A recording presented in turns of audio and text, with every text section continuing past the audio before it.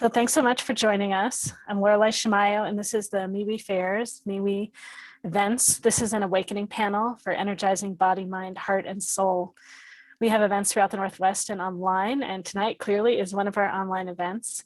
So we have, how many of us are there here tonight? Are there 8 or 9 of us? Maybe there are 8 of us tonight.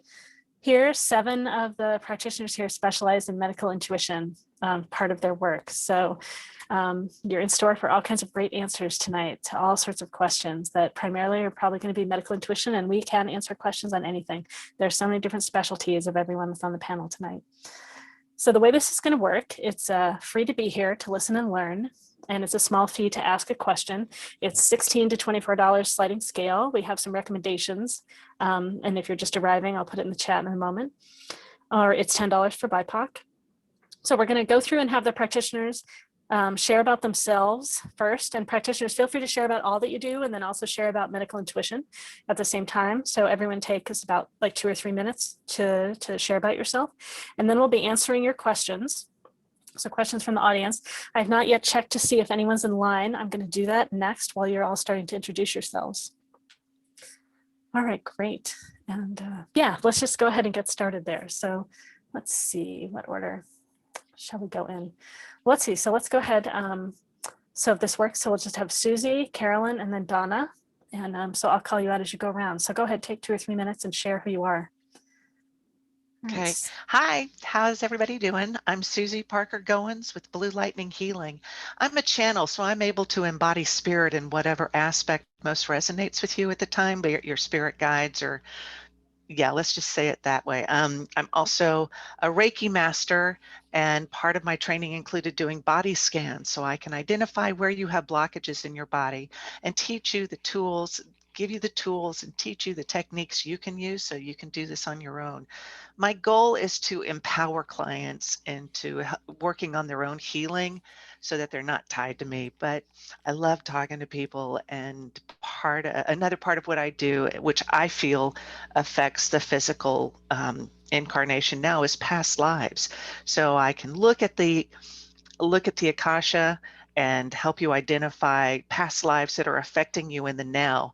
I also have a meditation podcast called Blue Lightning Healing Meditations. I've got over 90 episodes right now, and I'm taking a break to learn technology, but the podcast is there. I'm also on Facebook. I have bluelightninghealing.com. You can reach me at my email, susypgoins@gmail.com. And I have an event special, which is $60 for 30 minutes and $100 for an hour. And if you are able to, it's valid when you're able to schedule within the next week. I think, I know we all know how the body affects, how emotions and what we have going on in our head affects us at the physical level, and being able to identify that and resolve it and to learn the tools you need, to learn these techniques you need so that you can do it, I think keeps us at a higher, not only physical level, but also at a vibrational level that helps everybody to heal. As Galactic Ashley likes to say, as you heal, I heal, as I heal, you heal. And I love having these opportunities and these events in which to do it, and meeting folks who will do it too. So welcome, and I'm sure we're going to have a fabulous time. Thanks. Thanks so much, Susy. All right, we've got Carolyn next.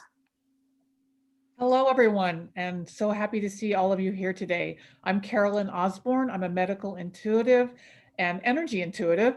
My business is Chiron Energy Medicine, and I am a certified medical intuitive. I am a certified Acunet practitioner, which is the energy medicine modality that I use, and I'm also an animal communicator. I work with people and I work with animals. And I love incorporating the medical intuition with the energy healing because it's a great balance to discover what is out. Especially with my animal clients, I tend to start with a little medical intuition, a little communication, and then end with a healing to really give them a full experience and to help them to be their best. And I also do that with people as well. And again, we're here today to learn how all of these things can help you find answers to what's going on with you. the medical intuition part is not only about the physical, but it's also the emotional and mental aspects, and also looking into past lives. As Susy was saying, it's a great tool to look back as well and to find out, what the core life events are that triggered many of your events that may be happening now. So thank you so much for coming today, and I'm really looking forward to working with all these people on this panel today. Thank you. Thanks so much, Carolyn. Go ahead, Donna. Hi, everybody. My name's Donna Sauer. I'm an animal communicator and also an animal energy healer. I do my work with animals based on what is for their highest good. And I am also a medium. I can communicate with animals that have crossed over. I use all sorts of things, including medical intuition. As I do my healings, I also incorporate things like crystals and colors and essential oils, many, many things. But anyway, whatever comes to me is what I send to the animal in the form of energy healing. So as Carolyn was just saying, we all work on both the physical bodies, but we also work on the emotional and the spiritual, mental levels of, at least for my animals, and I'm assuming for the people too. So anyway, I hope that you'll enjoy this evening and really get to see how each of us has our own special way that we work, but we also overlap each other and we concur. So hope that you will be able to have a great evening. Welcome. Thanks so much, Donna. All right, sorry, I didn't announce who was coming next. So if this works, we've got Justin and then Cara and then Dr. Nadine. Well, hi, everyone. I'm Justin Elledge, the Human MRI. My website is thehumanmri.com. My email is thehumanmri@gmail.com. Should someone have a question they'd like to answer, have me answer off this event, or feel free to contact me earlier. In my world, I am also a nurse. I'm a Buddhist esoteric healer. I've been a medical intuitive, as I was given a second sight 15 years ago, which gives me a direct viewing to what's going on for a person physically. In the world of Buddhist esoteric healing, I also have developed numerous healing techniques, energetic techniques, also multidimensional healing soul techniques that I can only describe as miraculous. I've been doing this, it seems, my whole life, and yet in the last 20 years, it's still every day is a new adventure. I'd like to demonstrate this to one and all. So everyone viewing, I ask everyone if you have a glass of water there, a cup, a saucer, any kind of thing holding water there, please just set it there in front of you. Thank you. But just now that you have that, everybody just take a sip of it just so you can remember what the water tasted like before I do this. So please just take a sip of water. And if everybody can see me or not, as long as you can hear my voice, just take a tiny sip of the water just so you have a sense memory. And now I'm going to perform a sacred act of healing the water around the world. So again, just make sure it's sitting there without your hand on the container. And I'll be quiet for about 30 seconds or less as I invoke the energies of the masters to heal the water so that you may receive that blessing directly.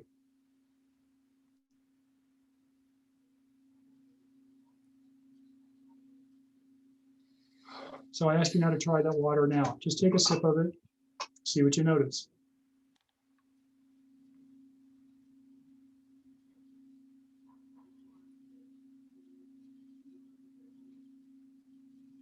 Some people describe it as softer or sweeter. It all depends on, again, the state or quality. If water is very, very pure, then it may not notice anything, but generally tap water, it's significant.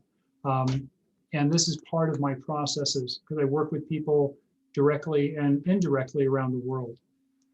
So if you have any questions, again, feel free to contact me at thehumanmri.com or the email, which is thehumanmri@gmail.com, as I work with the entire body, mind, and spirit to help it come to its full and total fruition. Thank you. Thanks so much, Justin. All right, let's see. So next we've got Cara and then Dr. Nadine. Hi everyone. Don't you wish every nurse and medical person you encountered had skills like that and like the other people on this panel? What a wonderful world that would be. But at least we're here and we're gathering and we're going to be exploring this together. I'm Cara James. I'm an astrologer. I'm also an intuitive, an energy worker, a feng shui master. I bring lots of different energetic tools to help shift people in various ways. But astrology is really my passion. So I always start there. I start with the chart, and we can find so much just based on your birthday, time, and place. From a medical astrology lens, we can see some of your genetic predispositions for health and also for illness. And we can also find out when different things might come online. So you may be going along, just fine, and at a certain age, a certain time, you notice different symptoms coming online. And we can use astrology. We can look at where the planets are now, and they can tell some of the story of why those symptoms are coming out at the time that they are. Astrology can also give us a sense of the energetics behind the illness. So what emotional components or even past life components. Jennifer Redmond.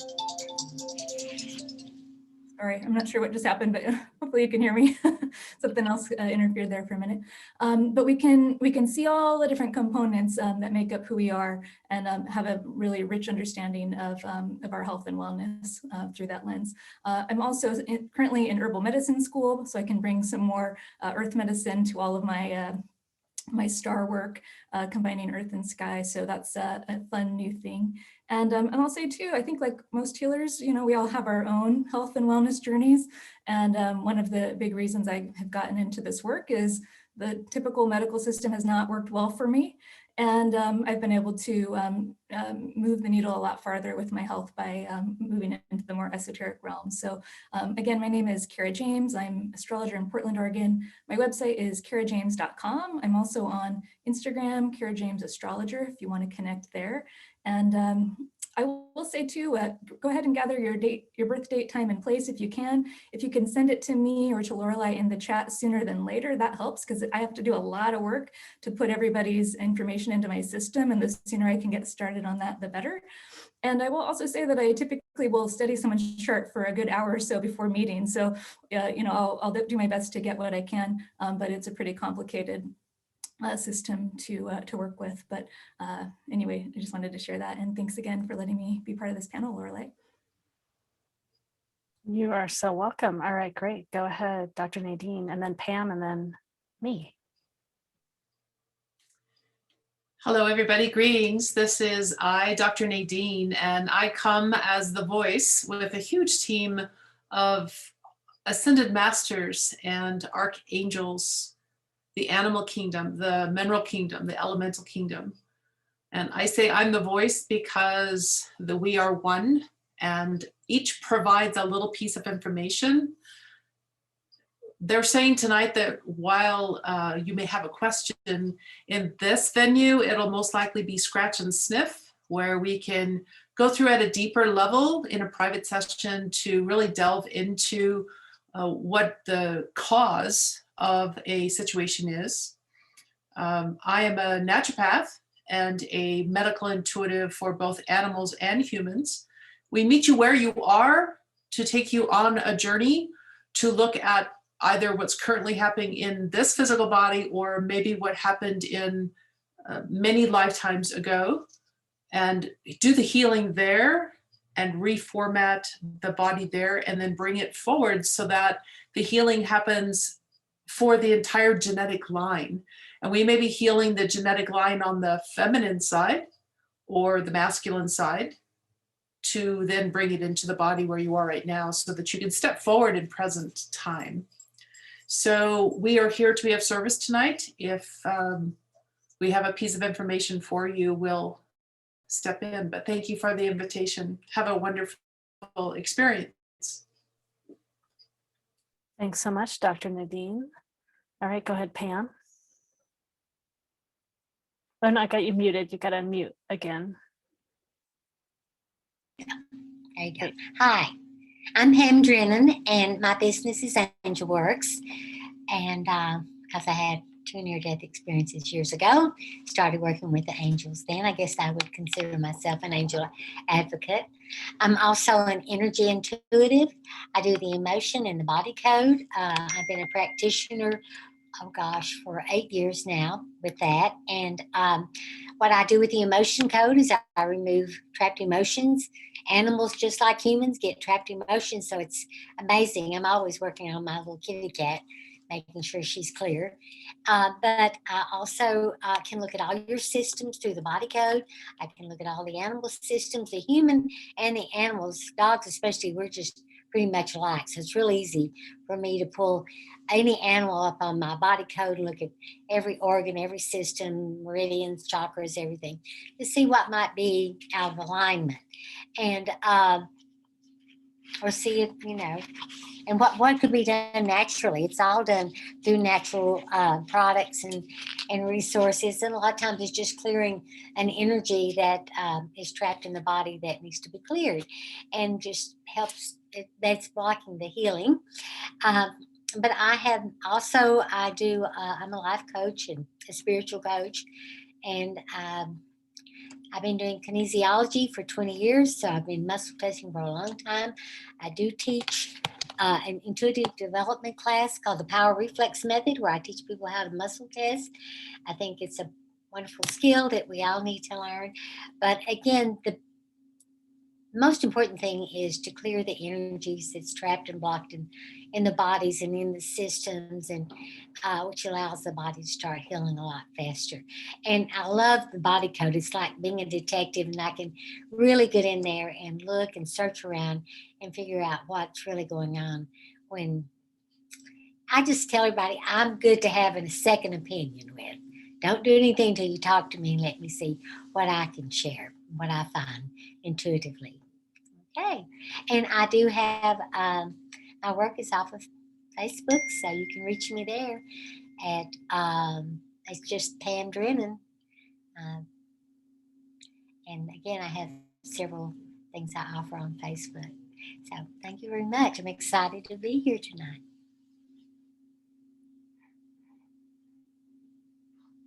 Thanks so much, Pam. All right, let's get back on gallery view. Yeah, so everyone, I'm not going to be pinning people generally tonight. So if you want to toggle between gallery view or speaker view, that's a great way. If you want to do speaker view, you'll see whoever's speaking up at the front of your screen. Just have that option. All right, let's see. So I'm also a practitioner. My name's Laureli Shimayo. I'm an intuitive eye reader and a body psychology coach. My eye readings are more energetic, or I'm reading your soul. So it's not specific for medical intuition or anything like that. I do body psychology though. And so I'm watching subtle details of your body, posture, gesture, listening to tone and pitch and changes in your voice, places that you touch yourself, where you have itches. So many people are coming in the meeting, sorry. All kinds of things are meaningful. Sometimes you get just like a little itch and you reach up and touch your face. All those things can be meaningful in what you're sharing. And you can be as most natural as you can when you share, right? That's obviously is the best thing. But yeah, just all kinds of information can come up from all these subtle details. So my aim is like to watch you and see what I might be able to provide that would be supportive to what's happening. Primarily, you'll be hearing from the other intuitives on the panel tonight, and I might have a bit to share from time to time. With my eye readings, I do believe eyes are a window to the soul. There's so much I can see about who you are, your gifts, your talents, your lessons, how you can most easily express your purpose, and who to connect with in this world, and how to better understand others in your life. So I'm available to share about any of that tonight if that's of interest to you. And then I'm also available for private sessions as well. And 1 minute, sorry, there's some noise. And I'm sorry for the noise in the background at the moment. Let me get you set up on what's next. Sorry, someone just got home and the new dog, and I'm learning how to do this with him here at the same time. Maybe let me move him out of the room and I'll be right back in just a second.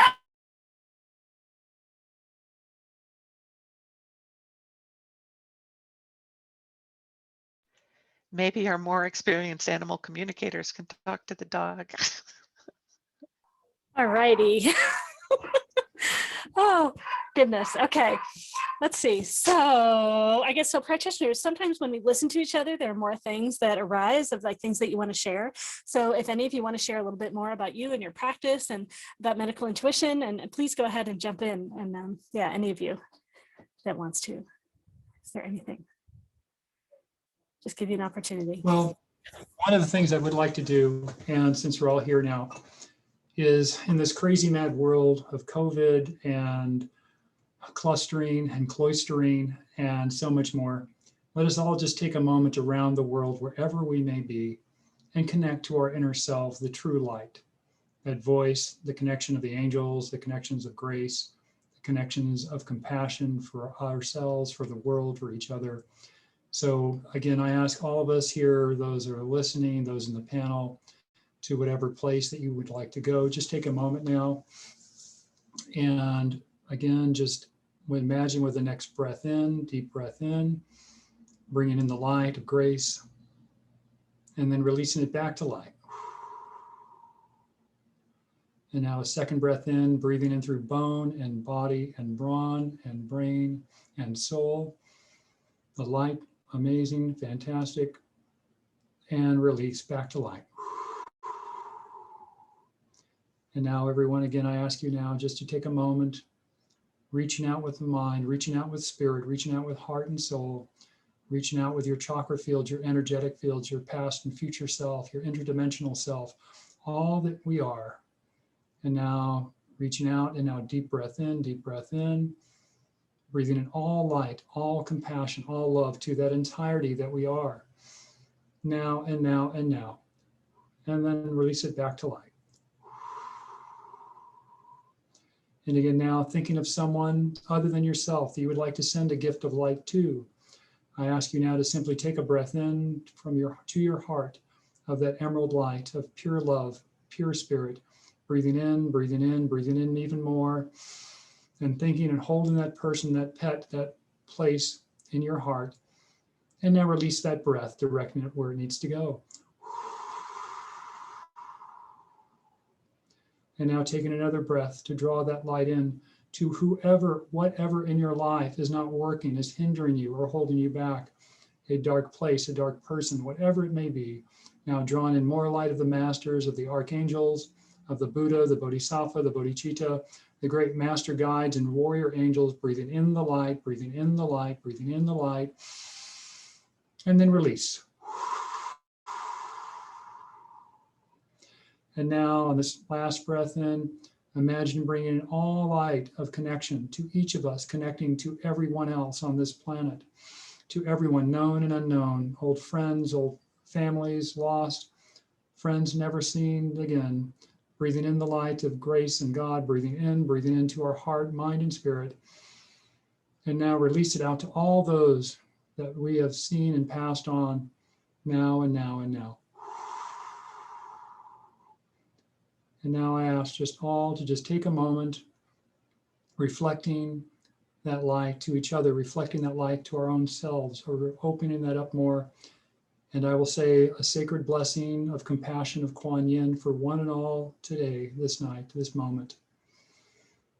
Om Ashe Hong, Om Mani Bemi Hom, Namo Rignazaya Ya, Namo Bhagavate, Mahanaruni Gaya, Biasara, Buramadanya, Dagadaya, Ahade, Samisum Daya Dakta Hom, Dada Dada Data Data Dudu Dudu Aje, Weje, Sali Sali, Bursali, Bursali, Sargalesa, Saragama, Yarane, Sade, basically, Ganas Pal, basically, so.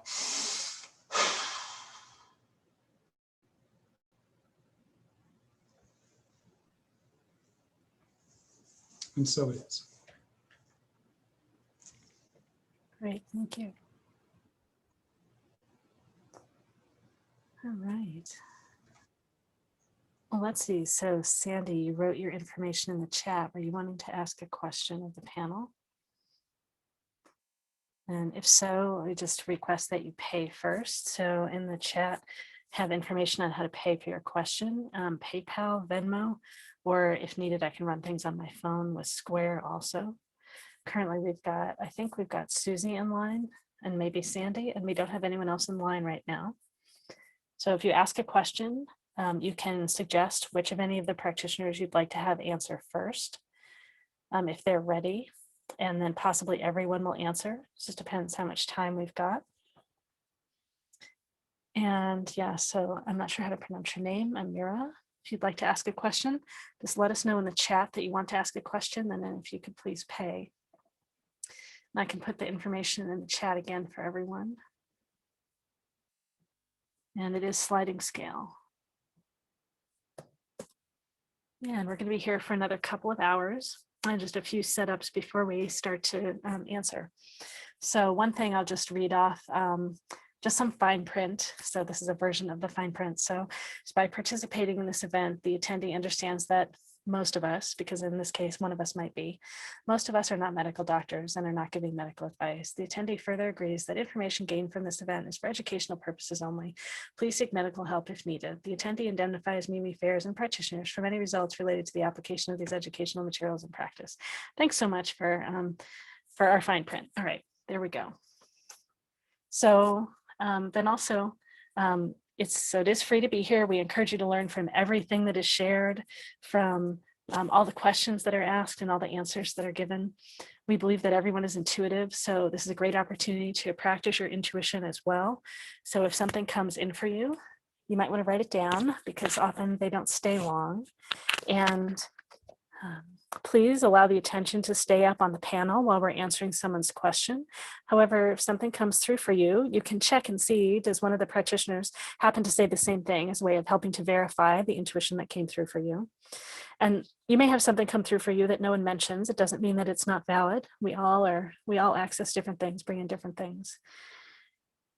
And then if you want to, after we finished answering someone's question, you're welcome to chat with them privately. Ask them first in chat if they'd like to hear what came through for you.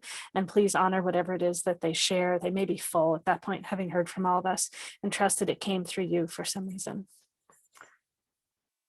When you ask a question of the panel, since this is recorded and will be posted online, if you ask a question about this and we start talking about a different topic or we go deeper than you want us to go in this public forum, please let us know. Unmute and call out and let us know. Raise your hands in the chat so we get your attention. We see, we put attention on you and notice, or write in the chat and let us know. And that you want us to change course or to stop. That's fine. We honor you, and whatever is of service to you is what we're here for. I think those are all the big things I wanted to touch on. I see someone's got their hand raised. We reserve the hand raising for the practitioners. If you have a practical question, kind of the logistics and how this works, feel free to unmute. Dionysus? Yes, Dionysus. Dionysus? Yes, my question, it was more of a general practical question, Sure. and it was directed towards the astrologers. I was curious to know which house system they use, or which house systems they use, and whether they are using Western, such as classical astrology, or Eastern, Vedic, such as Vedic astrology. Yeah, exactly, Vedic astrological practices, because that would help me to determine whose services I may seek. Yeah, that's great. We can have Cara share a little bit more. That's great. Thank you for your question. Okay. It's great. Thank you. Absolutely wonderful question. Sorry, I missed that earlier. I'm a Western astrologer. I use the tropical zodiac. I am not a sidereal astrologer, Jyotish Vedic. So if that is more of your style, we probably wouldn't be the best fit. Although I do study and learn different remedials like gemstones and other things that's really rich in the Indian tradition, and growing more in my skill set there. In terms of house system, for medical astrology especially, I use the whole sign system. So we'll be looking at that. But if you have a preferred system, I can certainly look at your chart from that angle. It just, in my experience so far, works better from a medical astrology lens. Did I cover everything there? Thank you. I didn't want to interrupt, but thank you. Yeah, thank you. Great. I want to mention too, a number of you have put birth information in the chat, and that is totally great for us as long as you're wanting to ask a question. So it is $16 to $24 to ask a question, or $10 for BIPOC. So if you've paid, please, if you can let me know in the chat, I'll know. I've been checking PayPal and Eventbrite and Venmo. And if you do want to ask a question, that's great, and we want your information. I just want to make sure that we're focusing on the people that are paying for questions. I go check PayPal again. So we've got, with so many of you putting information. Okay, great, Martha, cool. All right, let me go check everything. Yes, let me just take, oh yes, great. A number of you have jumped into PayPal. Okay, great. So the order, it was Martha and then Deborah and then Jonah. So let me get you. And then Susy, did you have a preference of where you go in order? Susy was the first one in. Do you want to No. go earlier or No. later, or what do you want to do? It honestly doesn't matter. I'm good. I'm game. However it works best for you, because I'm going to be here the whole time. So You are. I know. Okay. Well, we'll do a few people and then we'll do Susie. Okay. So Martha, why don't you go in? Let's start with you first. You're the first one that I see that's jumped in. Hi, here I am again. Great to You hear have me? you. Yeah, we can. It's great to have you. Well, I'm looking, well, many of you know already, I'm looking for my purpose, but I also for years been having this situation where I have like this, these breakouts, and especially like in transitions of seasons. Like when I was pregnant with my son, I got Bell's palsy. So after that, I don't know, like my system became very sensitive to changes in seasonal changes, especially the winter. So I'll get you know, a lot of body pain and some fever, hives, you name it. So I'm out at least for 2 days with that, and you know, doctors don't ever find, you know, the reason why. So I just want to see if anybody sees anything, or with my life purpose too, any of that. Okay, that's great. And I don't see your birth information in the chat. Did you send it directly to Cara? I sent it to Cara. Okay, great, great. Cool, just making sure. Yeah, so everybody that's in line for a question, make sure that you either put it in the chat to me or to everyone or to Cara directly. Okay, sweet. Yeah. And maybe I'll just, so as people are connecting, I'll just jump in and share. Immediately, the thing that came up to me is that you always seem so easygoing in the chat. My experiences of you're just easygoing and mellow. And I just wonder if you've really owned your anger, because sometimes some of the things you're talking about connected to anger and not fully expressing anger. So clearly expressing your yes and your no. And yeah, so that's just something that I wonder. All right. Yeah, I wasn't allowed to, so I'm not. Yeah, so it seems like if you're still not, like some things around that might actually alleviate some of the stuff. And that's why doctors are not finding anything. It's not medical. Yeah. And Justin, you had your hand on practitioners. If you're ready to answer, go ahead and use the software to raise your hand, and then I know that you're ready. And so Justin, you might be ready, you might not be ready. I'm not sure. Yes, I am. I'm ready to go. Go ahead. Hi there. Yeah. The first thing that came up, I was listening to your body's rhythms as well as that of your mother. And part of what you're experiencing are induced chemical imbalances. And so where to start? This is kind of a generic, but I'm getting more specific to you, is that I would have you look into your current mercury levels, hair analysis, something else, and to find out how strong it is.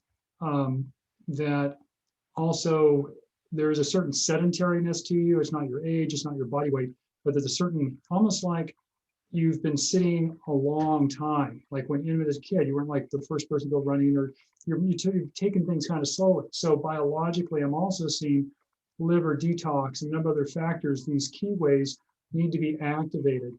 You know, I would even have you consider jumping up and down and screaming just to kind of get that lymphatics going to move, but also getting that third, fourth, fifth chakra out, expanding, expressing, because this is also what's taxing your system. Again, it's kind of a come see, come saw, whatever comes.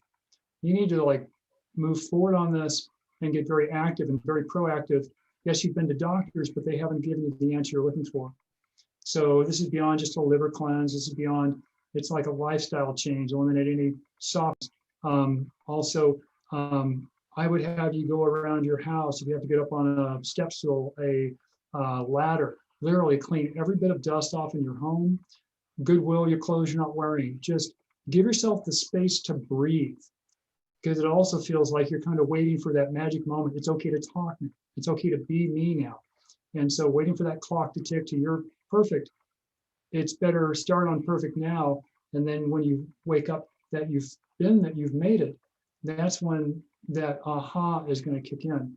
So anything you can do that would cause movement, playing a piano, playing a violin, harmonica, even just walking in place, Wim Hof method of breathing, going outside on a clear day, on a rainy day. But in your day-to-day, whatever you can do that is some kind of different movement, not just the same old, but like try walking backwards for a while, walking sideways for a while versus walking forward. If you're going up a hill, turn around and walk backwards. So what I'm getting here as the goosebumps go up my arm, we also want to repattern the way you look at the world and receive the world. It's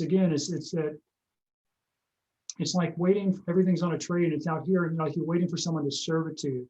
Well, I'm saying it's time to let go, waiting for the waiter, the waitress, the server. It's time to go get it. So biologically, I would have you do hair analysis, go really deep down on the toxins in your system that are holding you back. And again, there's numerous, I've done glyphosate cleanses, I've done mercury cleanses, and for my own health challenges in my life over the last 40 years, I have done it all. And that's why I'm here today doing the work I do, because I cleared and cleared and cleared. So the other thing is do you have a rabbit? No, Do you have a pet rabbit? I don't have any pets. Did you have a pet rabbit as a child? No. That's going to drive me nuts all night long. I'm going to have to keep driving down on that. Anyhow, I'm just seeing this rabbit energy around you. Maybe that's what they're saying. So,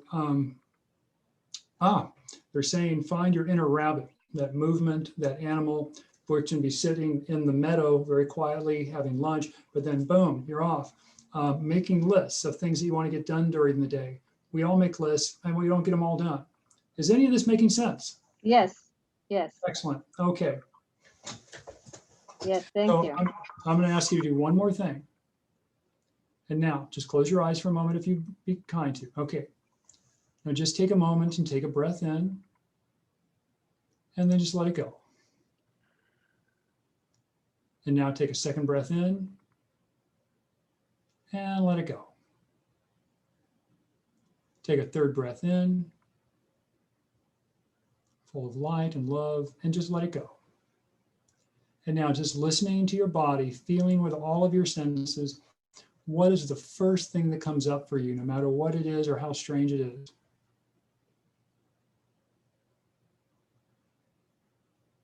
Might be a feeling, a color, a sensation, whatever it is. I'm hot. You're hot. Okay. So is this a physical heat or an emotional heat? I think it's biological. Well, that's great. So just take a moment. There you go. That's the movement. There you go. It's like you're just trying to hold on. And I'm not going to sweat. I'm going to be a good girl. If I'm just a good girl, everything will be fine. Yeah. There you go. Yeah. So get those arms moving or get a fan going. Always dress comfortably. But again, just take one more deep breath now. Just take a moment, recognizing the heat, recognizing everything about you, your heart and your soul, and what comes up for you, no matter what it is, how simple or amazing or strange, what comes up for you.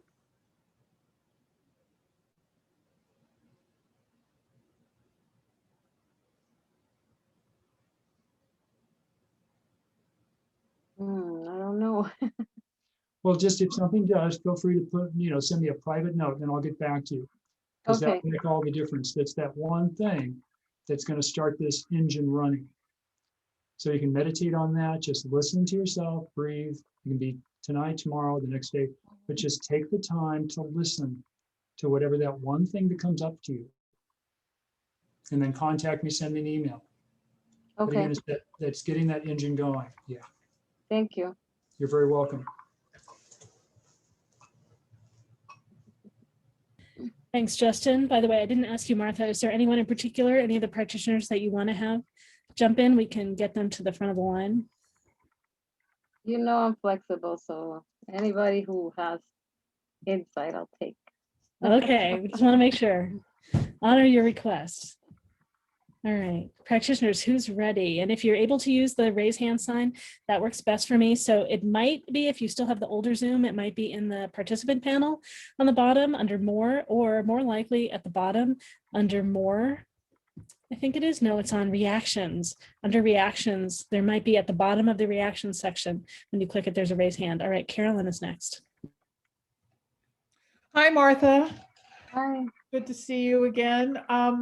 So I just wanted to chime in. I loved what Justin said and Laureli both. I'm picking up, there's definitely old anger. And it's not necessarily from this life, it's coming from a past life where there was a lot of suppression, you were held down, you were restricted, and it's like all of this is explosion. And anger is the emotion that is precipitous of movement, as Justin was talking about movement. So you want to be able to use that anger as the impetus to get moving, to clear, to change, to get something happening.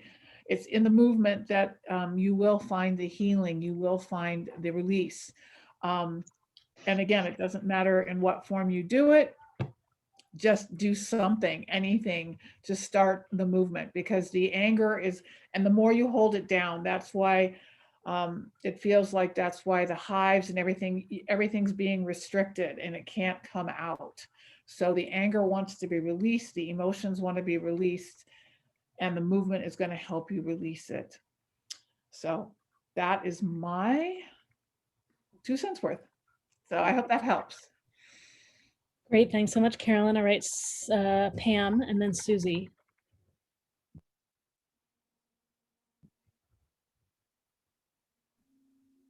Hi. Hello. Okay. Well, I pulled you up on my body code just to see what I was picking up. And where's your picture? I don't have her picture up here. She's not pinned. Let me see. I can. Okay, play- that's okay. I just kind of like to, because when I look at them, then I can look at my code and I get the energy. Oh, Yeah, you can. If you can see her, you can There pin you it go. on your screen. Yeah, that's good. That makes me able to work with you easier, if you don't mind. Okay, first of all, picking up several things for you. The main thing right now, it says you're very dehydrated. Maybe you say, oh, I'm drinking enough water, but you're not utilizing the water properly. Your body is not. So it's saying you're not absorbing your electrolytes. What you're really needing is minerals. You're really low in minerals. That'll make your body, your back ache, legs ache, everything. You need colloidal minerals. That's what I recommend. They're liquid minerals. Or you can get the little bottles of all minerals, but you need all minerals. And you'll be amazed how you feel. You need 1, 2, 3 tablespoons or 3 droppers fulls of whatever you decide, but definitely get on minerals. As we get older, our system eats them up really quick. Stress is big on that. Also, I'm picking up a meridian. It is the Girdle Meridian, whatever that means, but it's on the right side, and there is a block there. It says in that meridian. And let's see. I'll tell you what it is. It says it's an emotion. Okay. That you've got something blocked in. Just, it's called the Girdle Meridian. It means it's around the waist. So all your issues around you from your waist down be like kind of blocked in there because there's the blocked energy there. Of course, then I would recommend going to see a needle doctor, acupuncture. Yeah, absolutely. Tell them to open you up in that area. Also, I'm picking up 2 emotions, unworthy and worthless. And I don't know a woman or a man that doesn't feel that way. Unworthy means how come everybody gets to have in life, but I don't. Everybody gets to have what they want, but I don't. That's what unworthy is. And feeling worthless, I think that's more just because you don't feel on top of your game 100%, feeling, like I can do everything I need to right now. And so it makes you feel blasé, makes you whatever. I mean, we've all been there. And I want to go see what else it's showing. And I am muscle testing as I'm using my body code is on my phone here, so I'm looking at you there.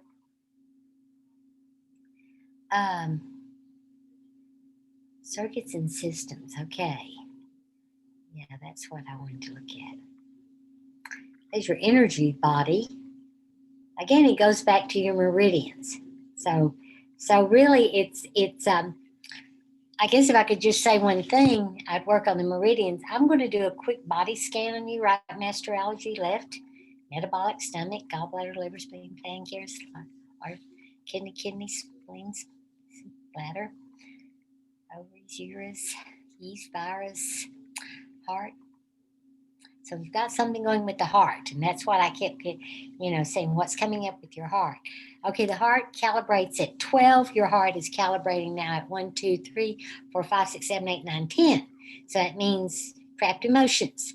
So what I think, let's see what these emotions are and clear them out and see if we can get your heart back up happy again, calibrating at 12. All organs calibrate at 10. That's me checking your reflexes. And except the heart and the brain. The brain calibrates at 14 and the heart is 12. And blood too is 12. Okay. Let's see if it'll tell us what's going on here.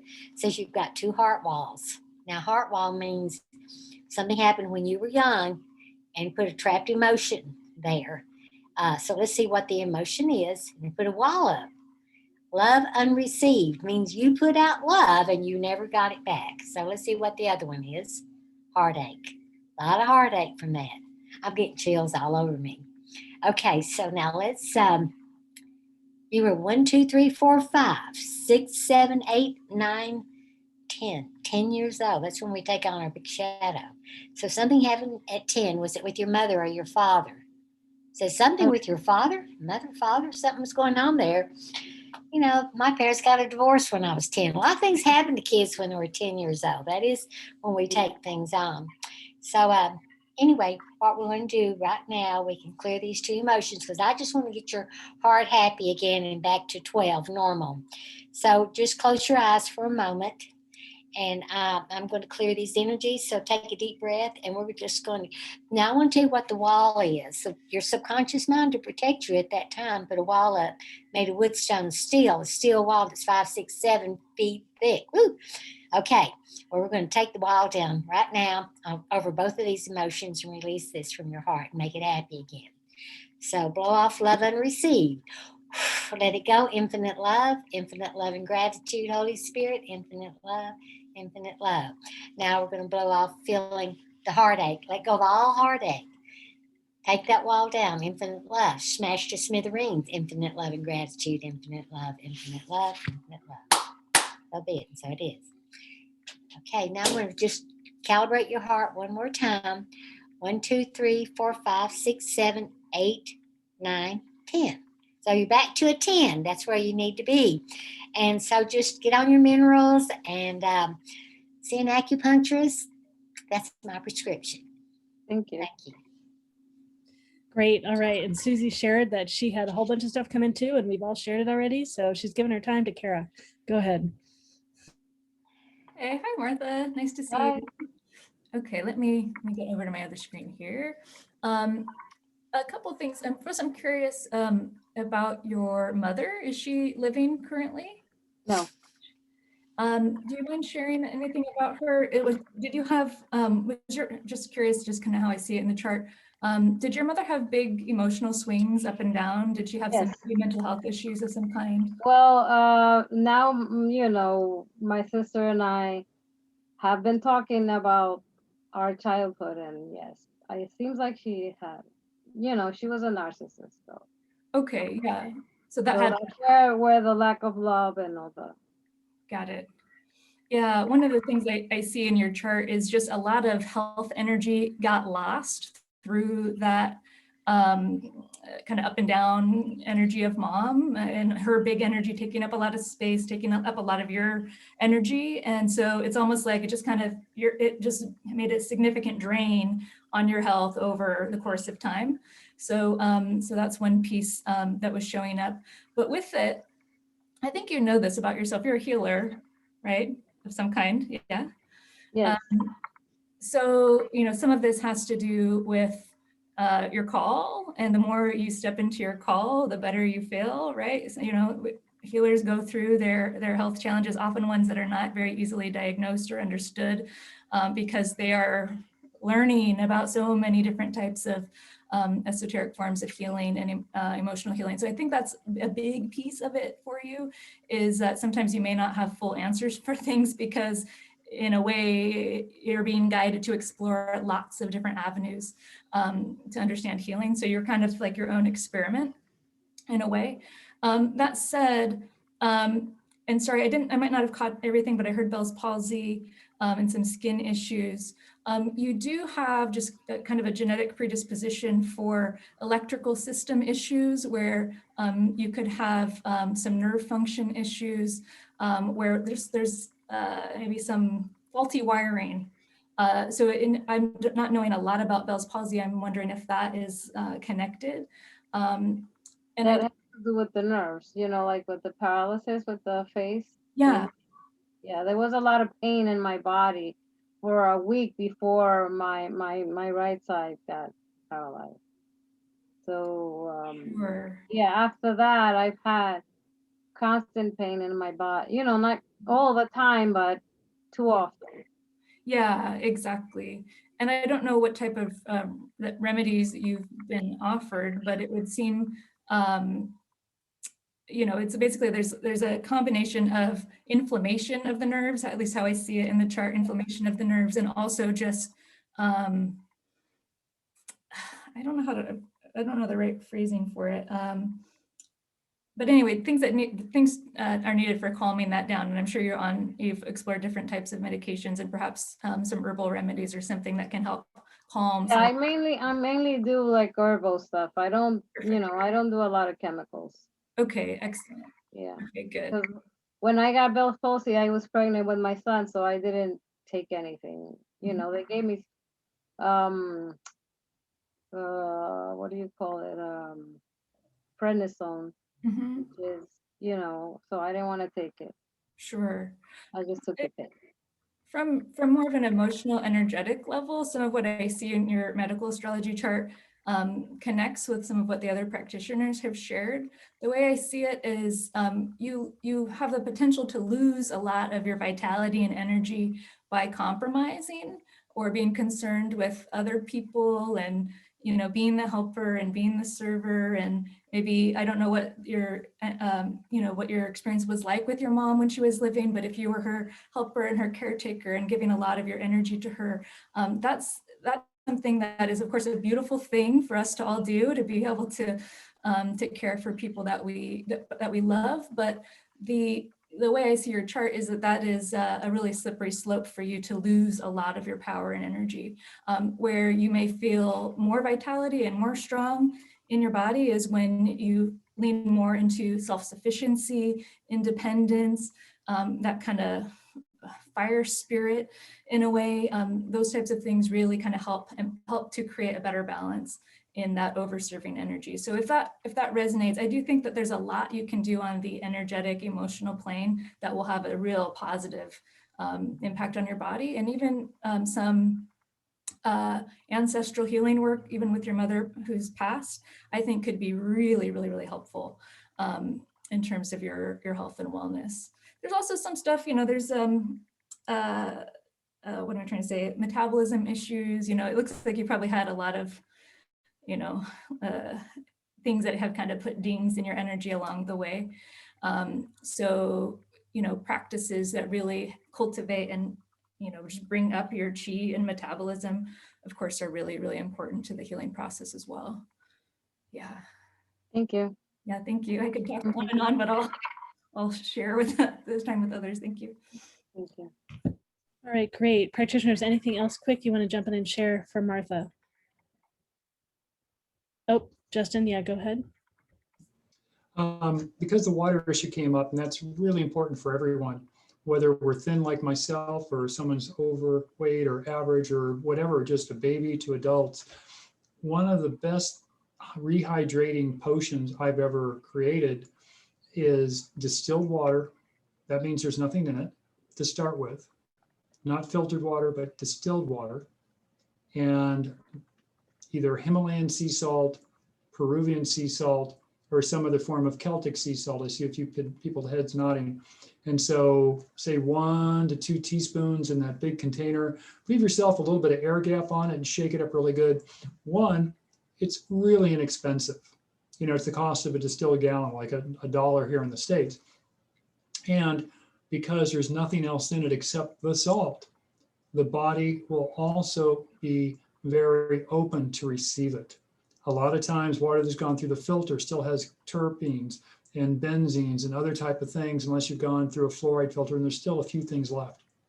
So from my own experience with dealing with fluoride in my system and the local water, this is something that I did for myself from an intuitional moment, and it has been very helpful. Not all the time, but again, just going to help get the rehydration cycle started. It's been very phenomenal. And there are other things to do, but that's the quickest, simple thing that everybody on this planet can get is distilled water and Celtic or raw sea salt, Himalayan salt, Peruvian sea salt. You get the idea. Thank you. Great, thanks. All right, I think we have Donna and Pam and then Cara. And just if everyone, Donna, you haven't shared yet, so go ahead. Everyone else would be quick. Go ahead. Hi, this is Donna.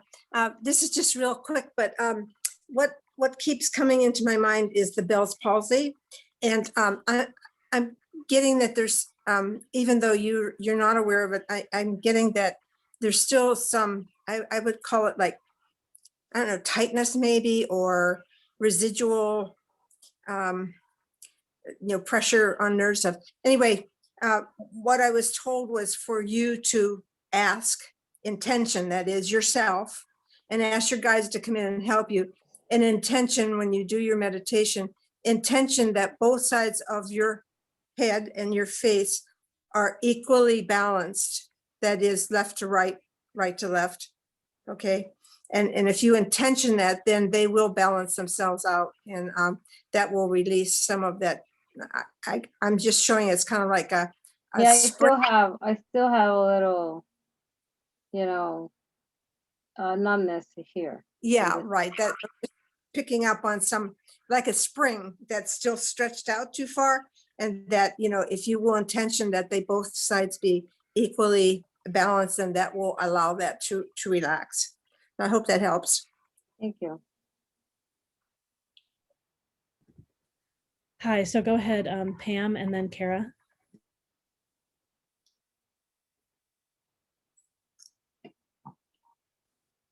Pam, you're muted. Pam, you're muted. Okay, now can you hear me? Okay. Yeah. Your pH is off. Your pH is supposed to be 7.3. Yours is 1, 2, 3, 4, 1, 2, 3, 4.3. So that says that you're too acidic. So apple cider vinegar, lemon water, baking soda and water. These will get your pH up really fast. If you want to do a good liver detox, take 2 teaspoons of baking soda in water 3 times a day for 2 days. And that just cleanses your gallbladder, liver, everything. It's a great cleanse, natural. Also, on the Bell's palsy, I had it years ago, and I was so blessed because one of my main doctors was an acupuncturist, and in 2 weeks, he had me completely back from where my face was just gone on one side. And again, I picked up on your right side. So there's a blockage there in that meridian that runs, probably the bladder meridian. It runs from the top of the head to the feet and up around like that. So check that out. Okay. Thank you. Thank you. Go ahead, Cara. Hi, Martha. I looked down at my notes and I realized there was one thing I forgot to share. Have you had any hormone testing, like for female hormones? Do you know of any issues there? No. Okay, that's just another angle to look at, where I was seeing kind of the potential energy loss. There could be, it's almost like the potential for, how do I want to say it? It's like, I would say testing estrogen, progesterone, those type of female hormones is important because there could be like a bit of a spasm or some kind of a gap where sometimes it's things are flowing and sometimes they're not. So anyway, I would definitely look into, if you're working with a medical practitioner, naturopath, or MD or something, just another angle. I mean, our endocrine system is so involved with so many components of our health and wellness. So if you haven't explored that, that's something I'd just add into your mix if you can. Thank you. Yeah, thank you.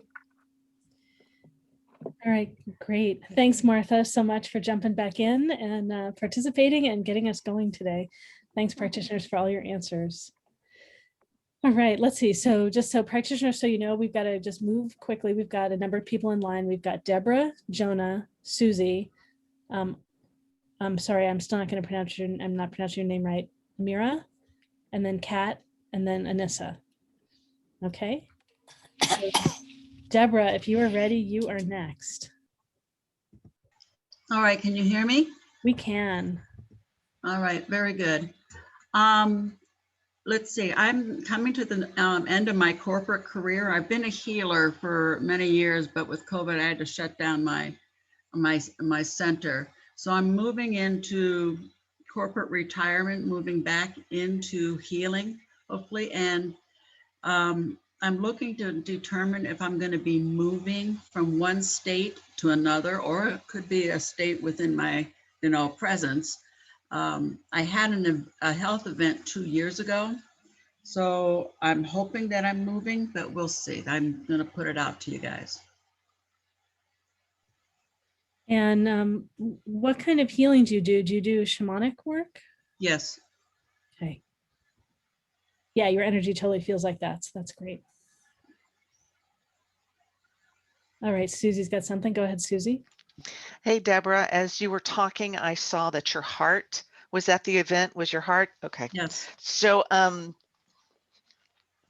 as a shamanic healer, I feel that you have gone down into the shadow to do that work. It feels like you had the sense of, no, it's me. I can't do it on myself. Yes, you can.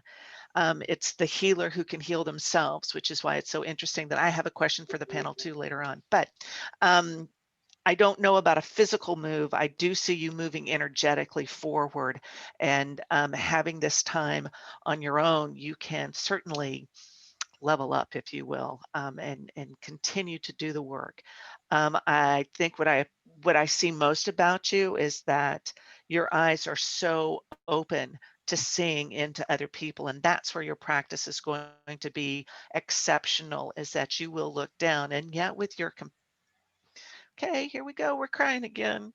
With your compassion for folks to help pull them out of their dark places, that's where you're going to be, that's where you excel, because you've been to these dark places and you've seen them for yourself, and you can see them and empathize with those folks who have those. That's where your healing is going to go as far as helping others. So that also requires that you be compassionate with yourself. So looking at yourself and going, no, you're not screwing up anything, okay? Because that's the word I can use. You're not screwing up. You are doing exactly what you need to do. And stepping into that shamanic aspect of your healing that's what you're going to do. That's what you're going to be best at from what I can see. You have guides coming forward. You've got these old, oh golly, he is an old shaman, and he's got the paint on his face, and he is ready. He has a drum. Do you drum? Oh, yes. Oh, good, because that's important too for you, and he drums with you. So when you drum for yourself, have him come in and talk to him, and you drum, and then you're going to find that other beings come forward with your drumming. It's not just the heartbeat of the earth. You are doing the heartbeat of the universe, and that's the expanse, and that is just how deep that you're able to go, to remind people they are connected, not only with each other, but they are one with the universe. That's what we do as healers that we are. We remind everyone of their oneness. So I bless you on your journey. I'm looking forward to seeing that. Thank you. Thank you. Hey, Dr. Nadine. Hi, Deborah. Hi. So the first thing that my team would like to say is congratulations for stepping out of the noise. And what they're saying is you're stepping into the song, out of the noise into the song. And everybody's seeing the shamanic part, and there's tools. You have one sound maker, which is the drum, but your voice is your most powerful tool. Yes. And to be able to bring with your movement, the sound of your voice, the bringing from the grandmothers, the grandfathers, from the center of the earth up the core to offer to those who would hear the song. And the song of healing is for all sentient beings. And I see when you ask about traveling, yes, much travel, much movement with the body, movement with the sound, with the song, but physically moving from one home, if you will, to another home is more chaos. It's just more chaos. It's more noise. However, I see you traveling a lot and traveling on multi-dimension, multi-level, so, and into different parts of the land. And I see you on a lot of indigenous land, right? There is the song of the Native American is coming back. The tribe is coming back. The voice of the tribe is here. And where I see you is assisting others in vocalizing the song of the tribe, the song of the women. Awesome. And so like even right now is whatever when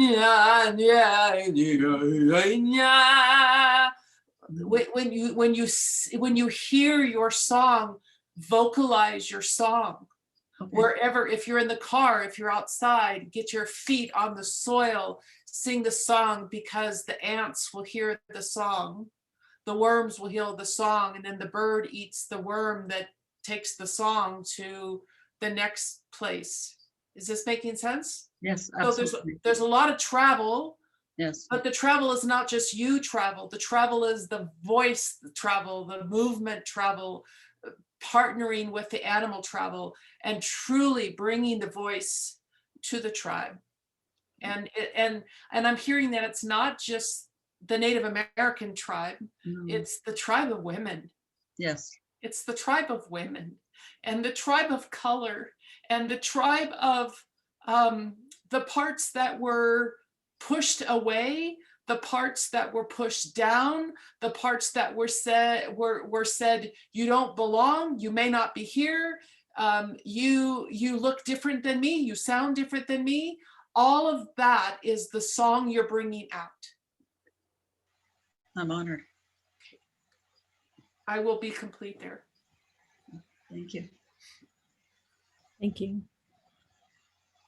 Yeah, so practitioners, who else wants to share with Deborah? Okay, Justin, go ahead.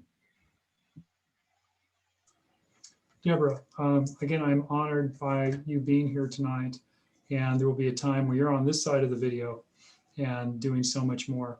So I would ask you to take a short journey with me to find out where you have become and where you have gone. So would you be willing to do that? Yes. Okay, I would ask you to just take a moment and just close your eyes. There you go. And take that deep breath in, cleansing breath in of light, and let it go.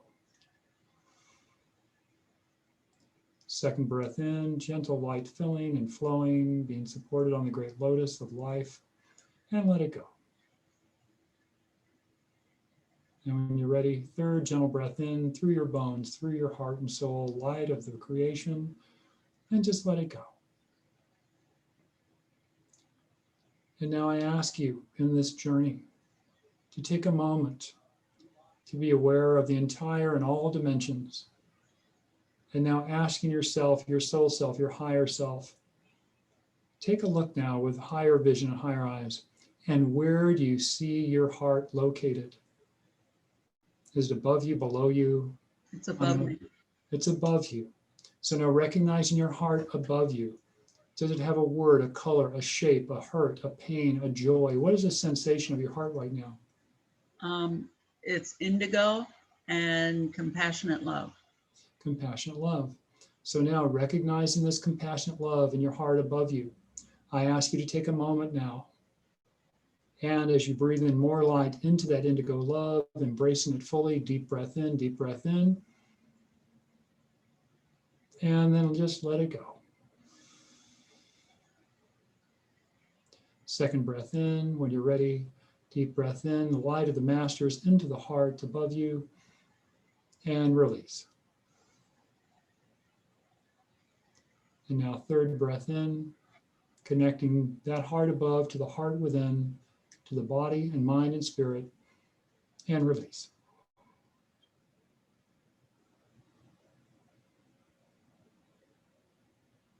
And breathe.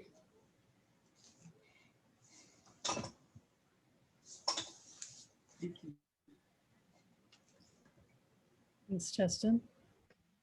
All right, practitioners, anything else to share with Deborah? Yeah, go ahead, Donna. And Cara's after that. Yeah, I can feel your strong, I would say ancestry, clan, dear Spay. I can feel it, but I'm being told that, and I don't know where you live, but I'm being told to ask that Mount Tahoma, which is Mount Rainier, they're asking you to go to Mount Tahoma because it is the ancient strength and the ancient patience, and that from that you will be able to pull in what you need for yourself. It's there. I was born in Washington, and I lived up in Washington for a long time, including in Tacoma. So, Yeah.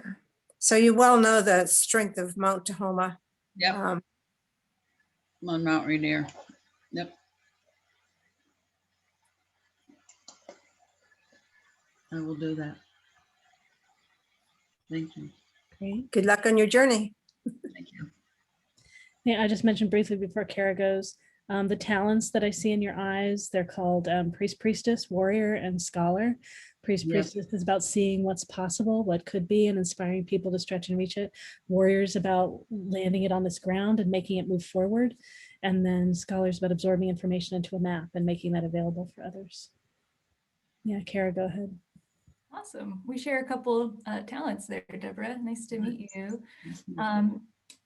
In terms of you leaving the corporate realm and going fully into your work as a healer, I'm so happy for you. I'm so happy that you have been able to make that shift and are making that shift. I mean, it's clear just from looking at your astrology chart that you're a tremendous healer, tremendous, with so many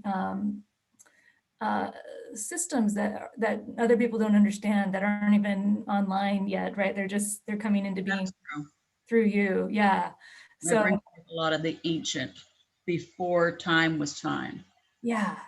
Yeah, I can see that. You can pull in some incredible threads that you can work with, and you're an incredible craftsperson too. So I have no doubt that you're going to be working with these systems in a really advanced way, a precise way. And I think you're going to be able to teach other people. You got the makings of a teacher all over your chart. I'm sure you've done teaching in different ways over the years.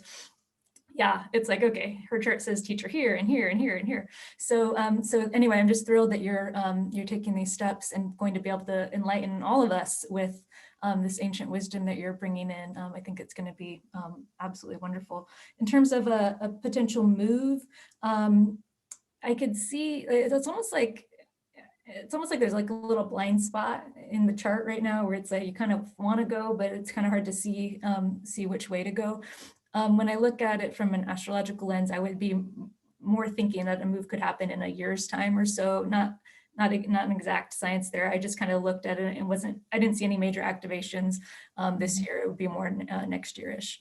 And I could look a little more precisely if you like, but that's just how I saw some of the energy. And I do want to echo one of the other practitioners who sees travel for you. I mean, I could see that love of culture, and it makes sense that you're bringing in ancient forms of healing, just that interest in all the different ways and wanting to learn it all and bring it all together. So anyway, I just want to mostly just honor you and send some blessings to you on this exciting new adventure you're on.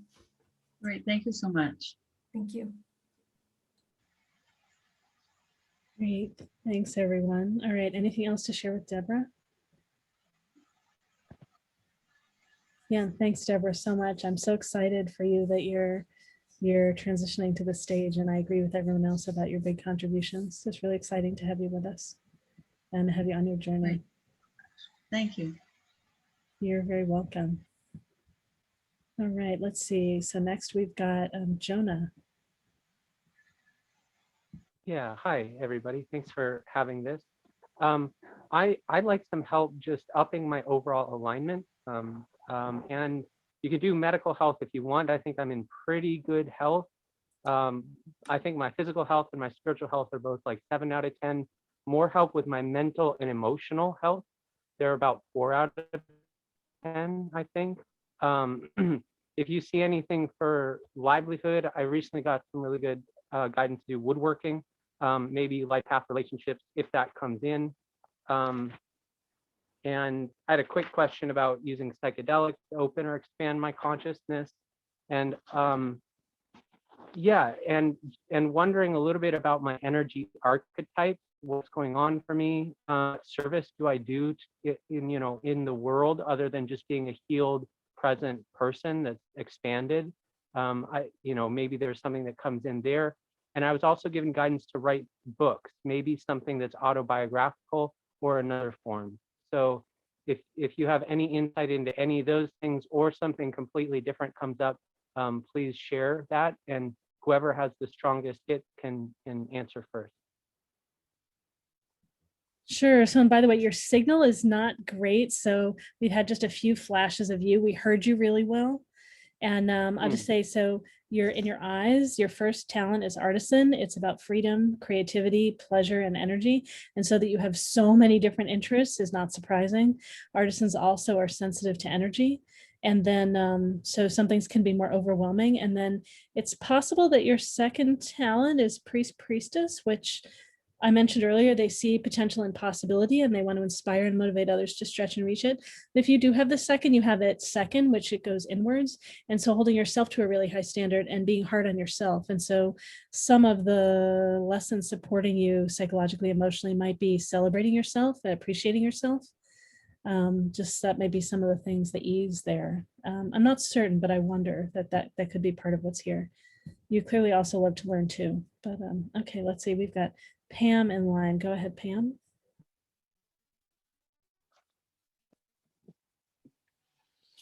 Hi. Well, since you were talking about growing in consciousness, I was going to calibrate you because I do Dr. David Hawkins. I've studied his work for years and took workshops from him. So on he has a logarithmic scale of consciousness. I don't know if you've heard of his book, Power versus Force, but this scale from 0 to 1,000, 1,000 is Jesus, Buddha, Krishna. That's how high we can go in this lifetime in consciousness. So where you are right now, and I'm going to calibrate you 100, 200, 300, 400, 500, 5, 10, 15, 20. So 500 is unconditional love. It says that you have made a huge leap and gone from being pretty skeptic to being really open-minded. And that also at 520, that means you've really been working on yourself, which is great. Now, where you want to be is 550, which you can get there by raising your vibration, your frequency through love, and all kinds of other great ways to get a higher frequency vibration. Also, I wanted to, you said about a book. I wanted to see if your subconscious mind was in 100% alignment with you to write a book at this time. On a scale of 1 to 10, it's at 1, 2, 3, 4, 5, 6. So it's really only 60%. So what you need is, you've got some blocks there. You've got some things. I mean, you can do that with your money, with anything you want to do. Is if your subconscious mind, your little inner child that runs your life, if it's not 100% in alignment with something that you really want to do, you'll get there, but it'll take a lot longer. But it's good to know, where you are and, what your blocks are with everything. Anyway, that's it. Good luck. Great. Thanks so much, Pam. All right, practitioners, who wants to jump in? All right, Justin, go ahead. Yeah, hi, Jonah. It was interesting. I was picking up on you before you jumped in, and part of this whole vision quest of yours it's almost like you have like this wet blanket on your shoulder. I can only describe it as like that, which is still behind you. Imagine a scarf that was so big and unwieldy, it would be caught up in something, especially woodworking, of which I've only done for about 40 years. So you want to be safe. So I would ask you, what is it about your past in the last day, the last minute, the last century that you recall that feels unsafe?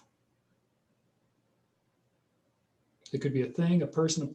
I think a lot of my psychic, I think a lot of my psychic space somewhat damaged it during high school, and that really formed a lot of my story of like holding myself back. In the world, I feel kind of like an odd duck or an odd fish out, like I don't fit, or it's few and far between finding people with some kind of consciousness I can resonate with.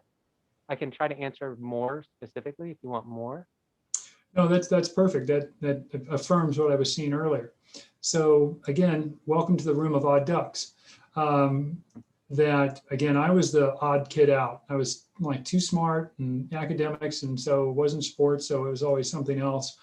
And coming to realize that I had gifts, I just was not ready for them. So that's what's coming back to you full circle, is again, recognizing your desire to move forward, but also that like, oh, you know, people are going to judge me. You know, I've given up trying to get my family to understand what I do. And this is full time for me, and I've been doing it for 15 years. I've been on telesummits, I've been on television, I've done all that, and still, you know, family, that immediate circle still sees me as the kid back in the day. So I would ask you to make a list of the things that you recall that either someone said, something not to hold on to, but just be aware of, something someone did, they cut in line in 4th grade or in high school, you know, somebody screwed with your car, whatever it is, and just make a note of it. And then just write down that list. And when you're ready, wad it up, light it on fire with some sage or other incense and burn it. But as you do that, just be really clear why you're doing this. It's all the intention of when you're holding a tool to cut a piece of wood, it is much like massage. It's very sensual. You're holding this, you're working that piece of wood, you're talking with it, you're engaging with it, not too hard, not too soft. You don't want the wood to come back and bite you. You're working it to find the peace inside of that which you started with. And a tree is this glorious, beautiful being. And then we're asking it to sacrifice itself to us. And then we go through the part of kiln and drying out all the fibers. So it's this even material. And even then, I got to tell you, woodworking, it's still alive.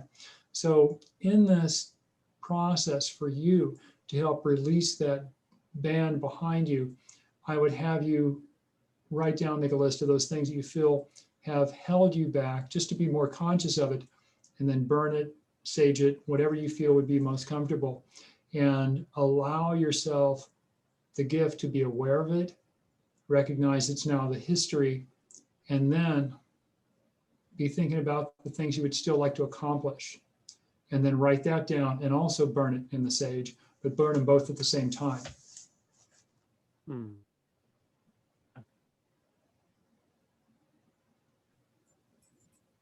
How does that feel?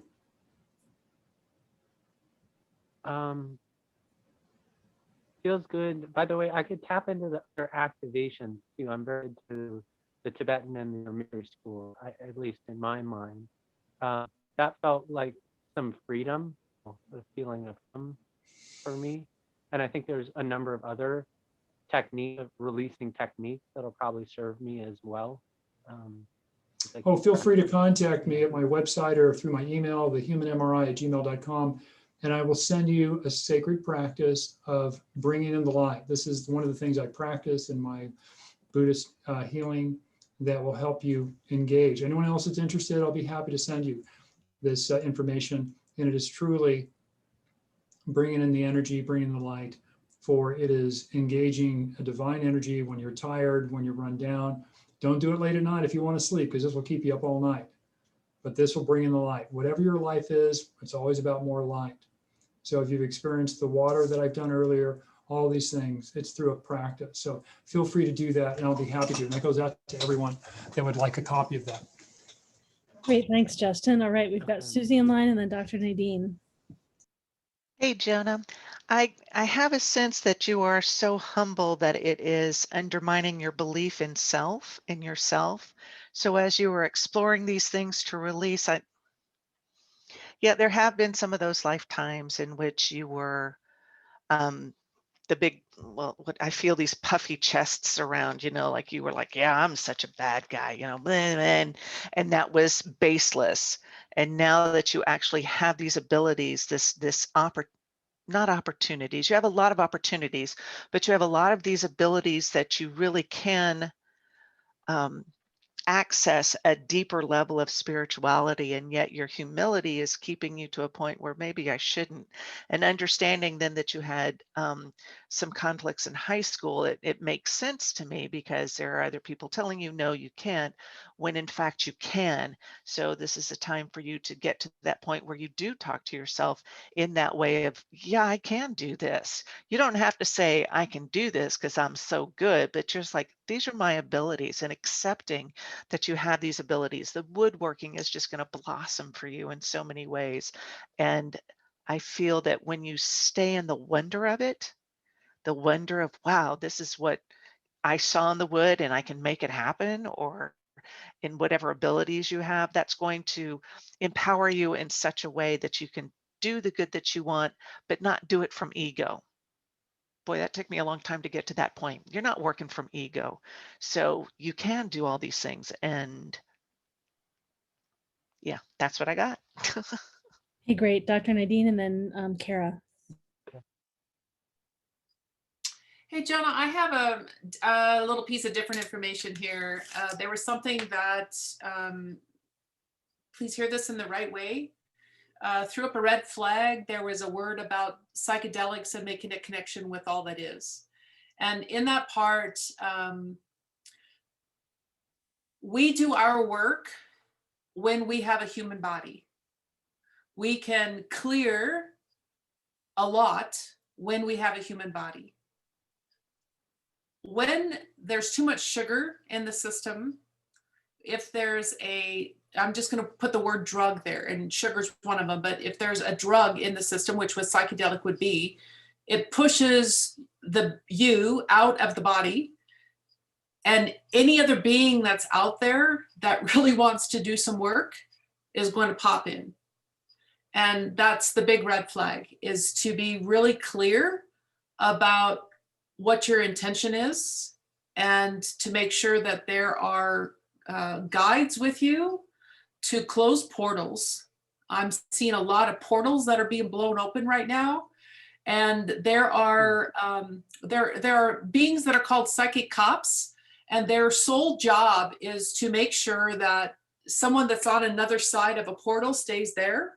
But what I'm observing is there's many beings that are coming through a portal that should not be on this side. They, because of what their own path is, they are meant to be on the other side of a portal. So just a word of, again, the word here is very difficult in English. Caution. They're just asking you to be very aware, and to be very much, if you have the skill set and the tools to journey, but you being the one that's in the body, then explore that.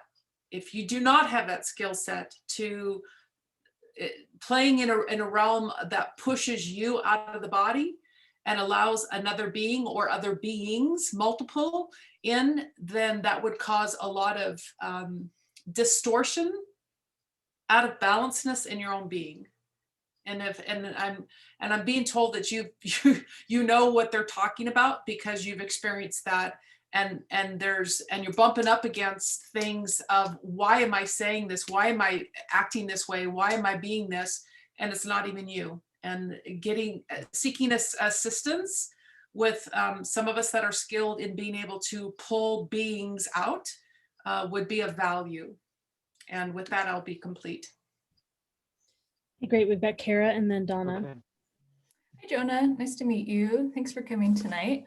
I definitely want to echo some of what I've heard in other practitioners in terms of your creativity. You have a really rich chart for creativity, original thinking, problem solving. So I agree that woodworking, you know, anything manual, anything really creative would be a beautiful thing for you to work with. You are also a healer, and so I didn't catch exactly what that looks like for you yet, or what it might look like for you. But I was picking up on some similar things as Dr. Nadine just was as well, around boundaries and needing to be really, really careful in terms of working with energy. You have some positions that give you, in your astrology chart, that give you an incredible and access to other realms.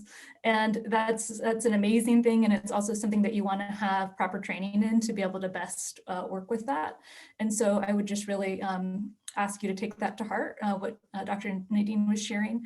I think that is a realm for you to explore, but you just want to make sure that you go in with all the proper tools, because you're one of those people who just has that you know, innately, that you can receive messages, communicate with people beyond. And so you could start flying around the astral plane without having the proper guidelines that protect you and your energy. So if you haven't done any training around that, that would be really, really wonderful for you.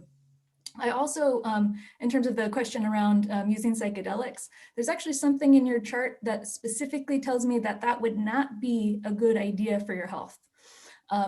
It's in particular, not even just psychotropics, but alcohol, any kind of substance like that in general. And of course, we all know that some of these things are toxic to us, and we all have to be, you know, do things in moderation, of course. But your chart in particular shows a potential to lose a lot of energy that way. So especially if you're trying to raise your vibration and you want to be, you know, doing creative things, and you want to be working in healing realms, to me, that there's some red flags that would say that that type of activity would not support where you're wanting to go and how you want to use your energy. Now, other people that might not be the case for everyone in this room, but that's something that jumps out at me with your chart. You have a great deal of Gemini energy in your chart, which is very similar to the artisan, want to do all the different things. So, you know, sometimes people will say, like, choose a lane, Jonah, like, just do one thing or the other. But really, I mean, you're here to explore and do it all and, you know, move about. So especially when you have Mars in Gemini, as I do as well, I totally understand. It's like, I want to do all the things, and you can pick up on information really, really quickly. So you can become an expert in a field very easily. You can change fields, work with lots of different things all at once. So anyway, just in case you kind of feel like, oh, do I need to choose one thing or another?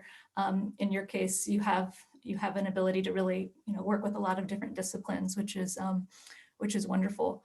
In terms of your writing, you have a position in your chart that shows being able to really broadcast a message. Like, you have a natural gift and ability to get information out in a really, really wide way. It wasn't necessarily coming through to me in terms of memoir, but I do see your voice, and not to say that it can't, it just wasn't jumping out at me in that way. But it does look like your voice has something to say around healing, and perhaps there's some energy with dad or the masculine principle in your life, and not being able to really communicate well with that, or be able to really understand each other. And that might be something that I share that in case that, you know, sparks something in you in terms of what you might want to talk about or share about in some way. There is a pretty strong sense of grief and loss in the chart, and trying to, you know, work through those things. So I suspect that, you know, again, healers go through a lot of stuff, right? And I use the term healer broadly. I don't, you know, it may mean something different to you. But it does look like your voice can be instrumental in terms of some of your experience, but it may not be purely memoir. It may be more educational or informational. You know, may even be talking with other people. There's kind of a communal aspect. It could be sharing, choosing a topic and sharing stories of a lot of different people or different experiences, if that makes sense. So let me see here. Definitely engaging in trainings or, you know, opportunities where you get to connect with emotion, connect with your feelings, because there's a lot there, and working with that, processing that. If you do any healing work, therapy work, those are things that I think could be really supportive to you on your journey. Great, thanks, Cara. All right, Donna. Hi, Jonah. What I was shown was your hand sliding over a flat, planed or sanded, very much smooth piece of wood. Just your hand was going over it. I don't know if you were working on it, but your hand was going over it. And this wood sent a message to you. And the message is that when you touch me, I am wood. When you touch me, remember that I came from a tree. Remember the forest. Remember that all trees have their roots in the ground. We are solid. And when you touch me as a piece of wood, you are grounding yourself and you are bringing yourself into alignment with the ancient light and energy that the tree has taken from the sunlight and the soil and made into that piece of wood. So please honor me as you work with me. And in so doing, you honor yourself by realizing that you are part of me and I am part of you. Go in peace. Thanks, Donna. All right. Any other practitioners have anything else to share?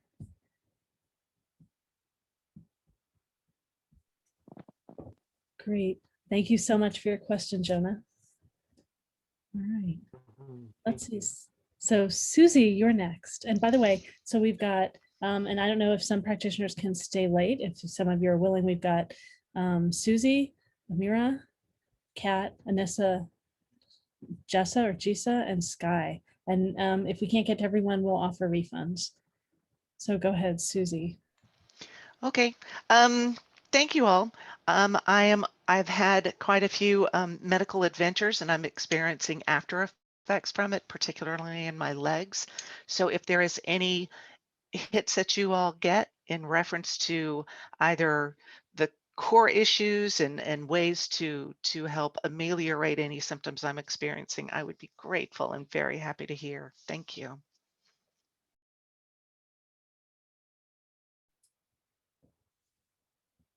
Yeah, let's see. Great, Nadine, Dr. Nadine, go ahead.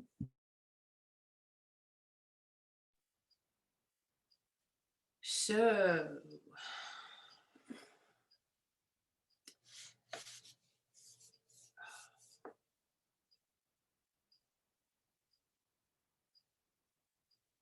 there's a lot of honor that's coming through right now for your willingness to clear not just 2 genetic lines, but 7. 7. And the 7th, the one that's the 7th back, is in tears because you're willing thousands of years in advance to clear what she was unable to do. And so she passed to her daughter, which passed to her daughter, which passed to her daughter. And in that lifetime, in that time of women, the inability to move forward, the inability to step into truth, the inability to step into empowerment and say, this is my voice, I will be heard. So back 7 is where the work is. And when you do the work there, is to have the intention of moving it all the way through the genetic line of the women. And then if you have children, to then pass it forward. If you do not have children, to pass it through any other females in the line that they can pass it forward. But energetically passing the healing 7 lifetimes forward because you went 7 lifetimes back. The other thing that they're saying is, you know, somebody else mentioned a few moments ago about the tree being the roots in the ground. Your legs have channels to bring earth energy up into the leg channel. And what I'm being shown right now is your leg channels are about the diameter of your pinky, and your leg channels really can be about the size of your wrist. So giving them the command to open up the diameter more so that you can hold more earth energy.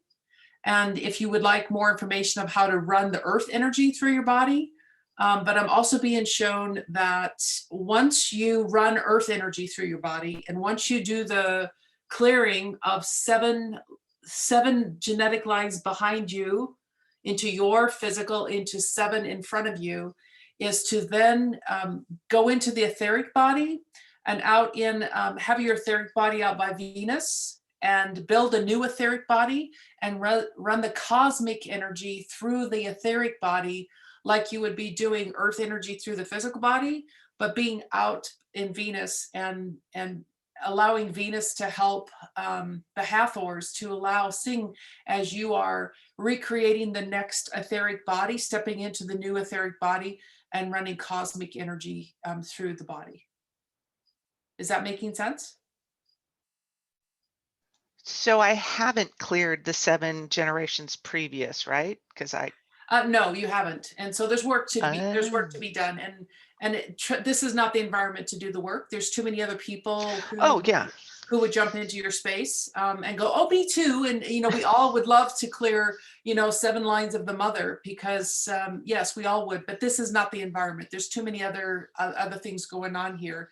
So if you know a practitioner, I know I do that, but if you have another practitioner that you resonate with, to go back to the seventh one. Okay. And she's very young. She didn't even make it till she was 18. So she transitioned very, very young, but that's where the work would start. And clearing that, there's a lot of medical things to clear, but clearing that and bringing it into this body that you're in right now, and then sending it forward 7 generations. Okay. But the question that they want to know is, do you know how to run earth energy through your body?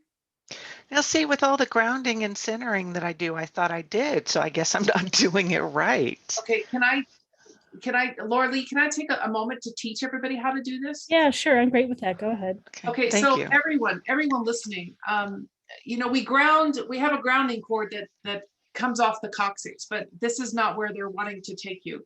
Is when we bring earth energy up, it's like just follow with me down into the core of Gaia. And there's this beautiful, beautiful waterfall. There's a beautiful lake down there. In the center of the lake, there's a green crystal. We're not going to go to the green crystal right now. I just want you by the lake. Where there's the babies are there, all the new baby animals are there, but find something that draws your awareness. It could be a butterfly, a flower. It could be the essence of, keep showing these little baby moles. Somebody's in a moles. Find something that's brand new, the birthing, and fill your hands, your physical hands, with that brand new energy. And literally reach above you and put it on the soles of the feet of the physical body you're in right now. Allowing the physical feet that you're in right now to absorb that energy, bringing that energy into your ankles. And then allowing that energy to come from your ankles up into your knees. From your knees up into the hips,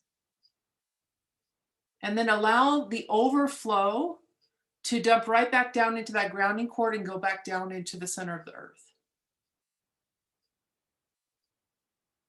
Now grab another handful, stick it up, put it on the bottoms of the soles of your feet. Again, allowing that energy to come into your ankles, up your calves, into your knees. And this time, a little bit of that's going to go into the first chakra that's right at the coccyx. And the rest is going to dump down the grounding cord. The excess is going to dump down the grounding cord. I'm going to do a third pass. Grab that new energy. Reach it up, put on the soles of your feet. And bringing that energy into your ankles, up your calves, up your thighs, up into the girdle, if you will, the pelvic shelf. And this time we're going right in and flooding that first chakra. If there's any extra, it'll come down the grounding cord. But I want you to focus on that first chakra. And now allowing that energy to come from the first chakra to the second chakra.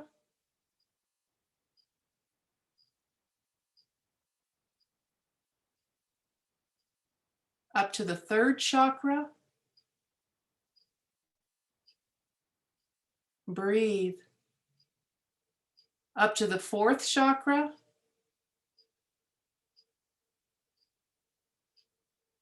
Up to the fifth chakra at the throat. Up to the sixth chakra.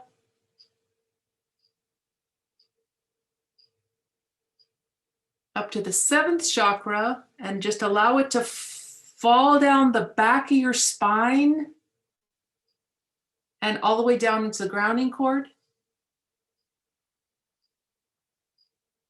Put your awareness back on that first chakra. We're going to do a second pass, bringing that energy from 1 to 2 to 3, 4,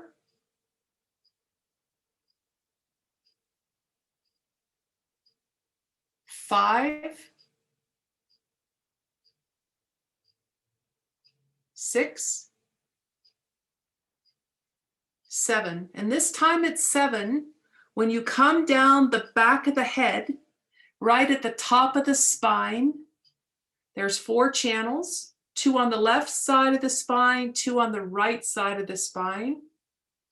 Allow that energy to come down your spine in all 4 channels. They're going to come to the back of each chakra this time, nourishing and nurturing each of those behind the chakras.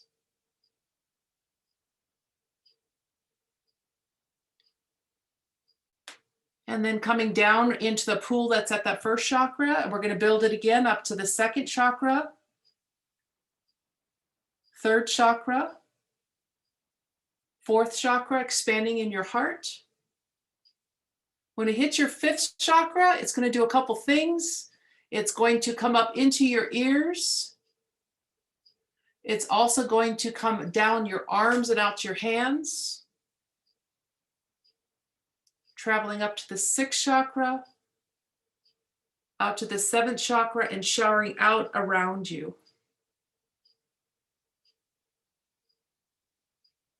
And take a nice deep breath. And I know I rushed that a little bit, but that's in essence, if you go back and listen to the recording of running earth energy. So specifically, Susy, when you're doing earth energy, when you build that etheric body, you're going to do that same thing we just did, but with cosmic energy.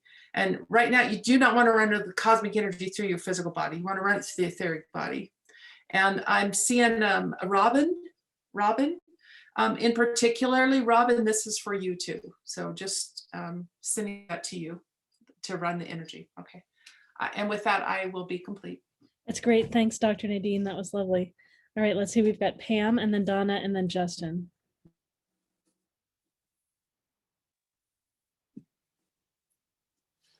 Well, Susie, I was kind of thinking that I owe you. Maybe you want to just call me and let me check you out on my body code. But I did pick a couple of things up as you were talking. Your large intestines are showing. It's not calibrated. You know what? I'm picking up some kind of energy that's coming from the environment. Something like some kind of herbicide, some kind of rodent. That's what it kept saying. Said that you have something, you know what I'm talking about? No, whatever. I know, but more people, I'm finding that now, and I don't know if it's because it's that time of the year and people are putting out traps, things for rodents. I don't know. No, but it says that there's an energy there of that, whatever. It's environmentally, something that's Okay. bothering you, that is. And but I can clear it real quick. So just close your eyes real quick. It said it could be cleared. We can just take the energy out, take a deep breath, and just set our intention to release this from your body. Infinite love and gratitude, Holy Spirit, infinite love. So it is. Okay. Did we clear it? It said yes, we did. Okay. And then I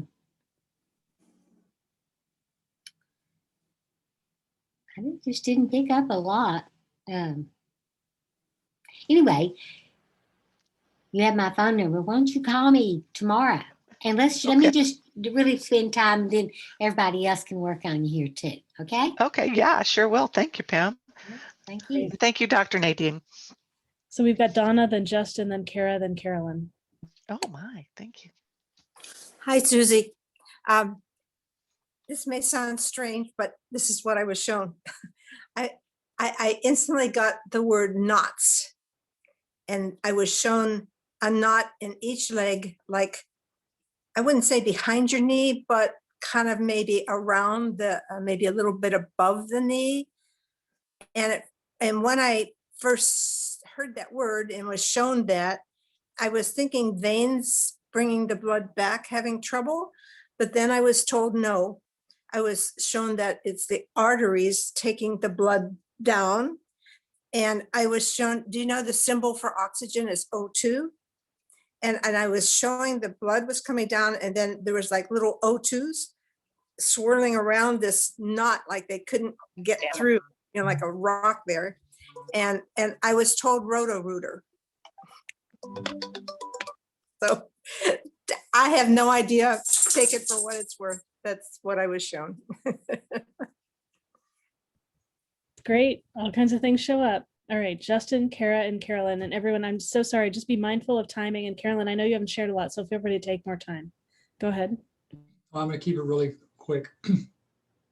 Above that, Susie, I was looking at some knots in your neck. This might be an old injury. Yeah, you're shaking your head, and that's what I'm seeing at fifth chakra neck. Might have been a fall, an injury, rear ending, whatever. But I'm seeing a lot of the joints, the juice inside the neck is just really compressed. And that's part of this big picture. So it's literally not only you're asking metaphysically, but physically to put your head back on straight with the rest of your body. Anything you could do is about, light tension. I can go into this in a lot more detail. I know we're pressed for time. So contact me. You have the contact information, and I will follow up on that and make some suggestions to get things moving quickly with a few supplements, that kind of thing, especially like organic sulfur. But this is also all that weight you've been carrying on your head, like the vase that the woman is carrying through the market, that kind of thing. So you know what I'm saying? So, but you're stopping it right here, and the next going, I can't hold that. I get it. Yeah, I know, you're smiling. So the long and the short of it is, I will share with this very quickly to everyone. Everybody turn on their earphones. Hi, I want you to hear this clearly. 1, contact me and I will send you the Chakra Fire meditation, which is a heart-centered meditation that it's empowered and more, because it's all about getting that energy moving. That seems to be the theme of the tonight. And another aspect of earth grounding, and thank you, Dr. Pam, is that I ask everyone to consider, we're entering sunlight again. We're entering the spring. Get thee outside to some place you can see the sun, ideally before noon. 2, look towards the sun, but not at the sun, to get that energy moving towards you, to receive it, to drink it in. 3, put your hands out to the sun, to drink that energy in. If you want to wear a light blouse, a tank top, bikini, whatever works for you, or if you're someplace very private, go topless, So getting that sunlight in. As you do this, consciously connect to that light above, the greatest light we'll ever know in our physical bodies, the sun. Think of it as a divine being, and then bring that energy in. I'm getting goosebumps on both arms. So please, recognizing that energy, recognizing that light, recognizing your soul, wanting to drink in the manna, to be that breatharian, to live on the light, and then bring it into the body through the eyes consciously, and then let it enter the body through the heart, through the soul, through the eyes, through that connection to our soul, and then bring it through the chakra fields. And then last but not least, be barefoot on the earth, the dirt, in the water, in the pond. Be grounded. It is so important not to hold on to that light like it's, oh my God, I got to hold on to this. No, no, no, no. Absolutely. Bring it in consciously, saying prayers and gratitude. Thank you. Thank you. Bring it in, bring it down, and bring it through to the earth. We ground, we earth all this time, but we're always asking the earth for something to help support us, to connect us. Well, this is part of the agreement that we made to be here, to bring that light down, to bring the light in, to bring the light through. And I dare you to not feel energized. I dare you not to be filled with energy.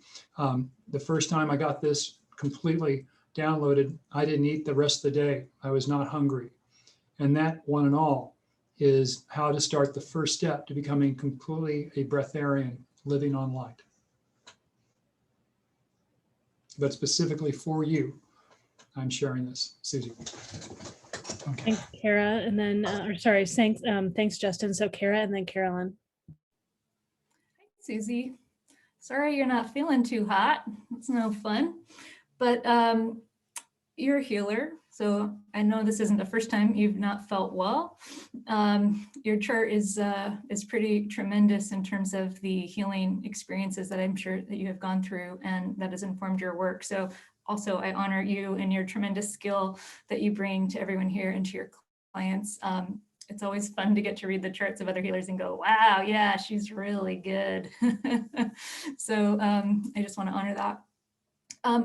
I think what I see happening in your chart here is what's happening now is kind of like a little warning sign that's trying to get your attention. And it sounds like it's been part of a longer, longer health process. But I think you are getting ready to take some major leaps in terms of expanding your understanding, and in particular around perhaps around medicine, understanding the immune system, and understanding some more of the subtle energies.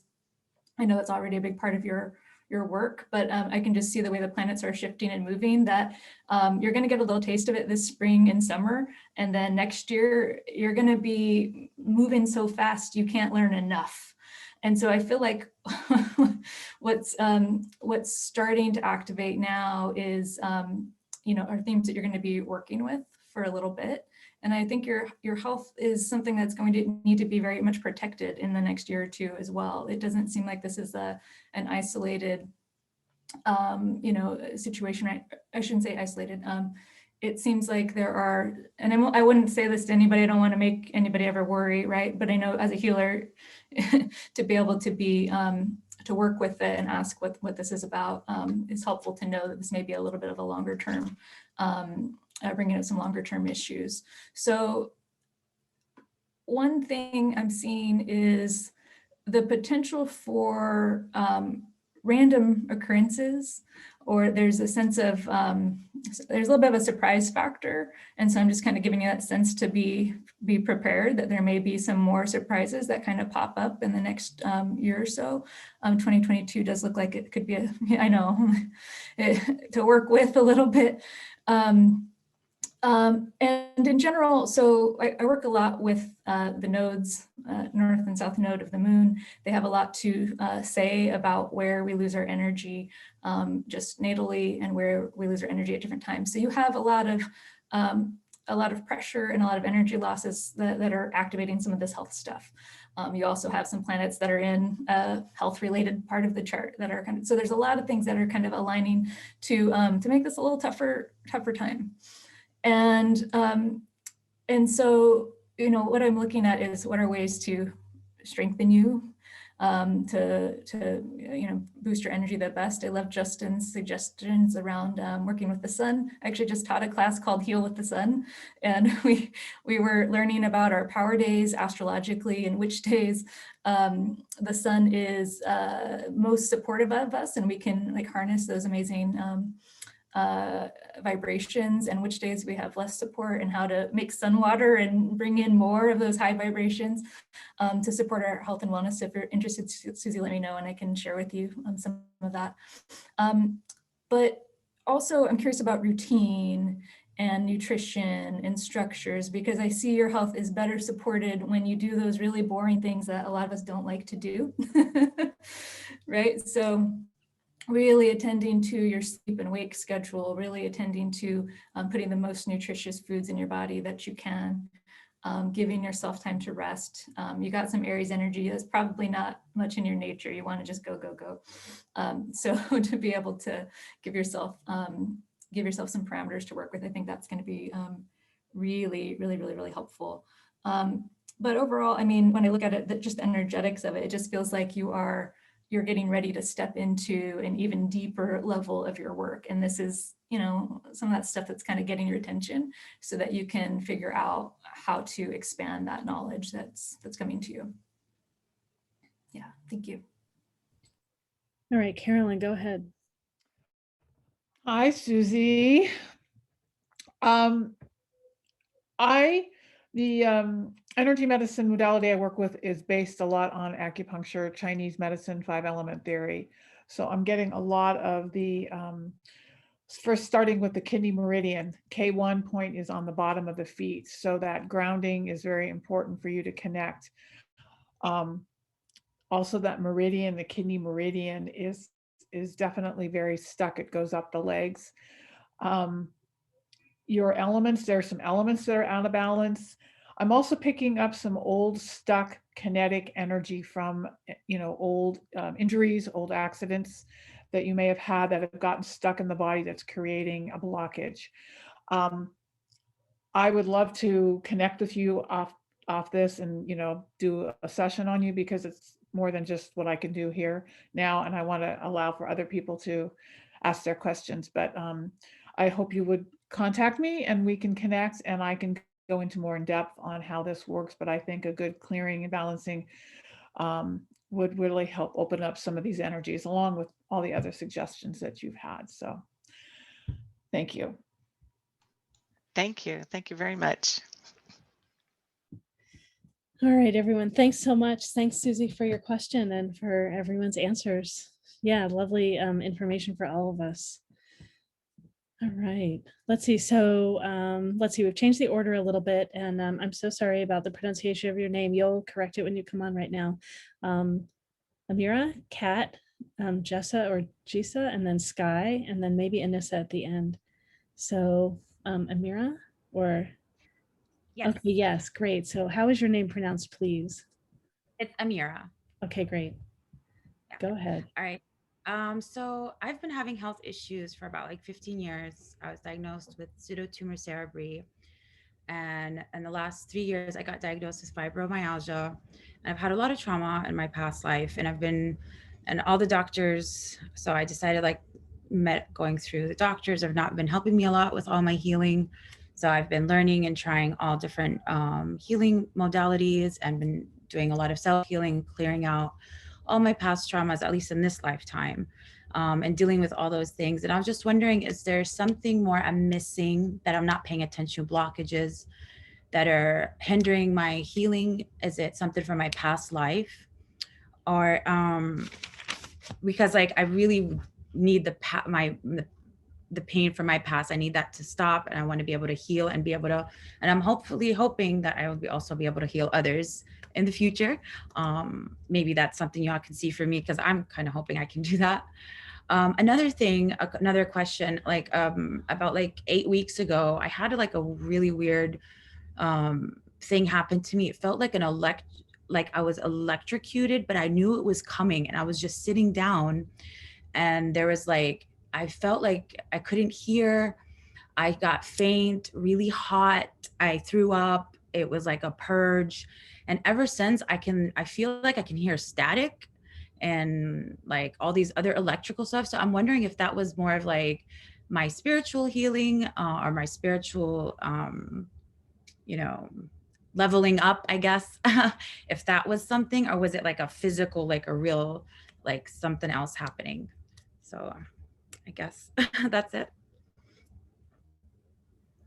Yeah, thanks for your great questions. All right, practitioners are coming. Let's see, Justin, go ahead, and then Carolyn. And everyone, just keep in mind, we've got several more questions. So Right. Again, would you repeat the original diagnosis they had? I didn't quite catch that. It says there were 15 years of different things and then finally got diagnosed with fibromyalgia. Just And pseudotumor cerebri. Pseudotumor cerebri, yeah, where the increased pressure in the brain. right. Okay. Because again, when I hear a diagnosis, again, how does that skew with what I'm getting? Like the individual earlier with the Bell's palsy, that I believe it's a nervous system, not a disorder, but your system is not receiving the proper signals at the right time, and that the myelin sheath, these kind of things. So it is a fat imbalance. The fat is the insulators that go up and down the body. So I'm going to suggest look at all the things you cook with. And if you're using cast iron cookware, I would have you consider try and find 304 stainless cookware. It's much more expensive. Maybe you could find it used on Craigslist or eBay. And the 304 stainless is a much higher grade. A lot of the cooking materials that we use, we just don't think about. I won't even go into the dangers of working on Teflon coated surfaces. One of the things they're now finding in breast tissue of breast cancers, so out to everyone, including men and women, is the Teflon from bounce dryer sheets, because that's basically powdered Teflon. So it keeps the clothes from sticking, but people then breathe that dust in. The body has nowhere to go. It's like the lint collector. So the human race has never been exposed to Teflon until the last 50 years or so. So that said, I'm going to bring this back around to biologically. I won't go into the exact numbers on this, but I would say that underneath everything, you're probably dealing, and I'm getting this, your T count, your thyroid is also off, and also what the fibromyalgia is just, again, this is all related back to how your body is assembling the protons, the neurons that are becoming your nervous system. And I believe that iodine may be your big help forward. It's one of the most studied, well-known elements, but it's also one of the most healing elements as well. And so when you contact me, I'll send you a very specific information. You can dial down on this. And I think you'll start noticing, one, you're going to probably start losing weight. Two, your clarity is going to come back. Three, your digestion is going to go into overdrive. And a number of the factors, the hair, the skin, the nails, everything's going to just like be new. So that, again, there's protocols that go into that, and I don't want to get in that here in this forum, but I think that is the other thing. And that cough you seem to be having, that throat thing going on. So again, that's your body trying to spew that junk out of your thyroid. So what most people don't realize is we sweat to get stuff out of us. And when we have these things happen, our organs start going into dysfunction. They're trying to push the junk out. And with enough junk accumulates, it's called or labeled things like cancer. And so the body's trying to get rid of something. It's creating this ball around it, trying to take care of it. Unfortunately, because we don't have the nutritional supplementary knowledge, the body doesn't have the whole picture to pull it out and heal it. So again, contact me. I will send you that protocol. And this is, finding this information and using it as part of my own life has been a 20-year journey. So I'm going to make it really easy for you. And again, this will start things going. There is just so many things about iodine I can't even get into. It's just so amazing. But it's one of the lost and forgotten things. And if taken high enough dosage on a day-to-day basis, it can also help get rid of COVID and other viruses, help keep them out of the body. So that's my public service announcement on that. Other than that, when you notice you're walking and your feet is not feeling like it's flat on the floor, it's like it's like you're wearing high heels all the time. This is all connected. It's all the nervous system. And so what you had was a cascade event where your body was being overwhelmed, and then your immune system just kind of shut down and said, okay, we got to rally the troops. And what it was rallying from was your reserves. Ladies and gentlemen, boys and girls, why do we have puppies and babies smell so good? Because they have iodine oozing out of their pores. How do we determine a child's IQ out of the womb? How much iodine the woman had in her womb. If a woman can't get pregnant, it's an iodine deficiency most likely, heavy metal problem. Fibroid tumors is an iodine deficiency. And I won't even go into fibromyalgia, that's a whole nother kettle of fish. So seeing so many people with these similar issues, again, it's my mission to help you heal. So anyhow, I'll stop here and move forward. Thanks, Justin. We've got Carolyn and Susy. Hi, Amira. Thank you for your question. Where'd you go? There you are. I just want to say that I was definitely picking up your nervous system. It's like it's trying to recalibrate. There's definitely an imbalance. It's all overreacting, over stimulated, and there's definitely a need for a balancing of the nervous system and the different parts of the nervous system, and also into the nervous system connecting in with the meridian system, because then that conjuncts a lot in the head and working with that.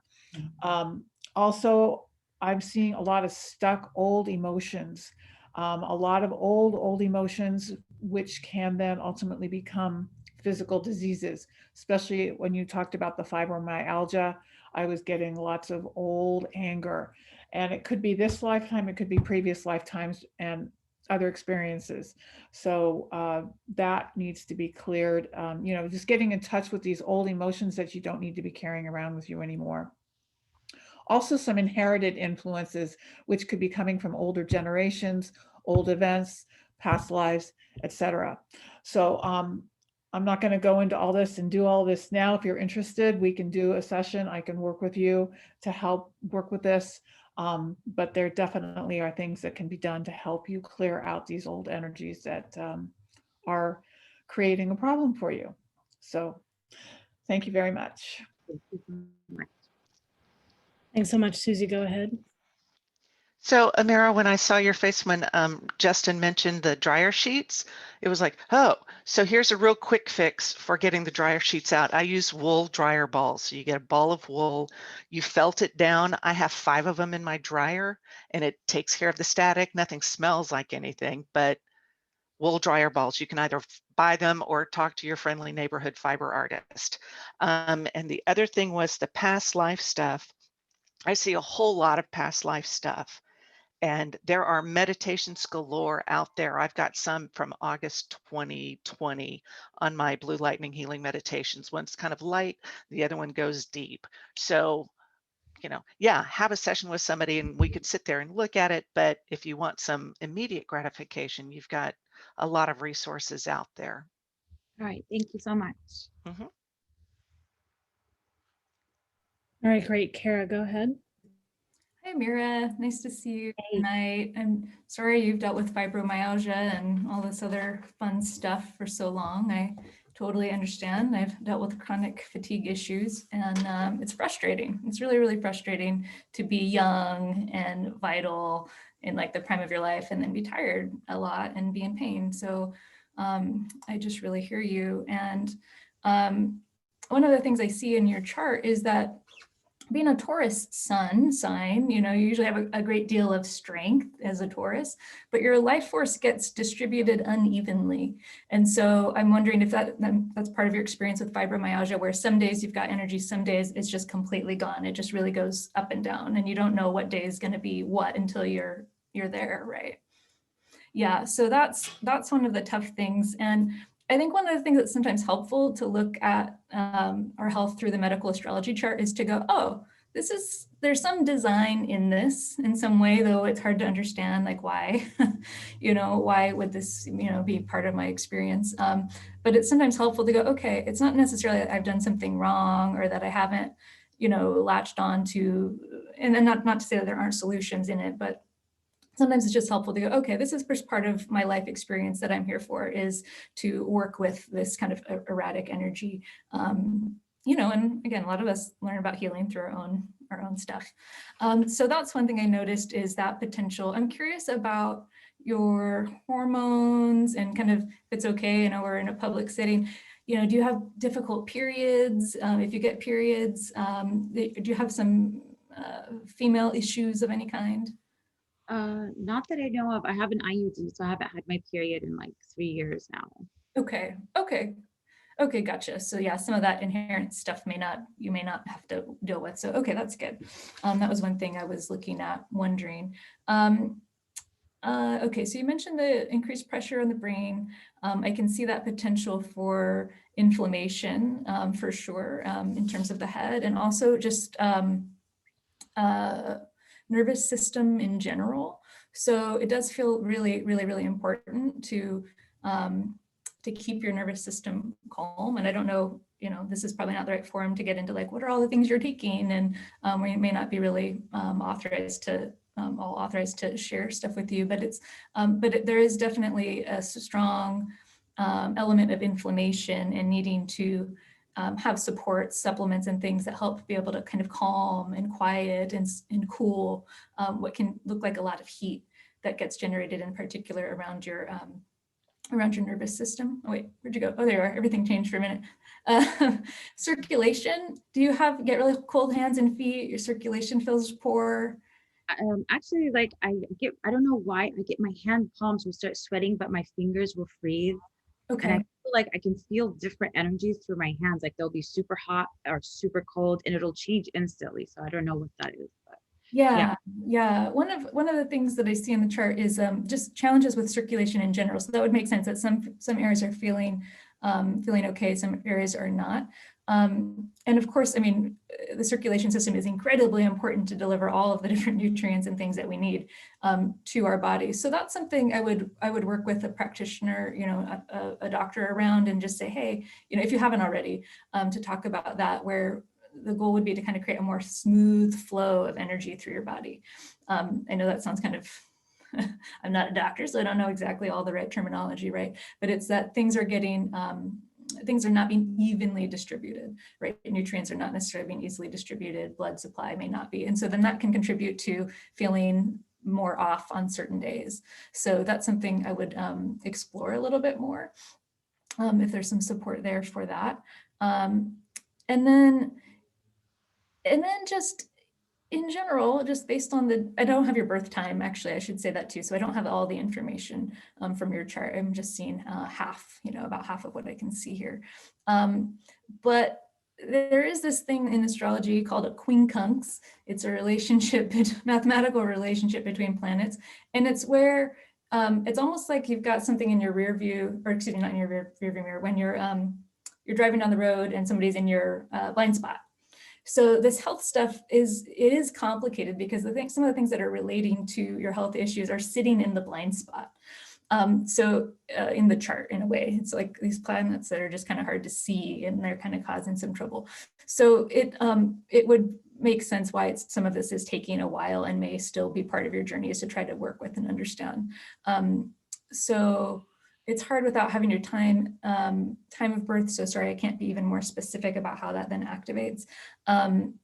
But just to say there are some real things, real things. And I say that in part because fibromyalgia is something that people don't understand very well, right? And so to be able to see there's some physical things that are actually, at least I can see in the chart, that are actually really and truly causing some of this is sometimes helpful. Any kidney issues or anything like that you're aware of? not that I know of. Okay, I can't necessarily say one way or another, but it's something that I might explore with a medical practitioner and just, have them check out your endocrine system and also check out your kidney function. There's a few things that kind of point to the potential for at least investigating a little bit more. Okay. Yeah.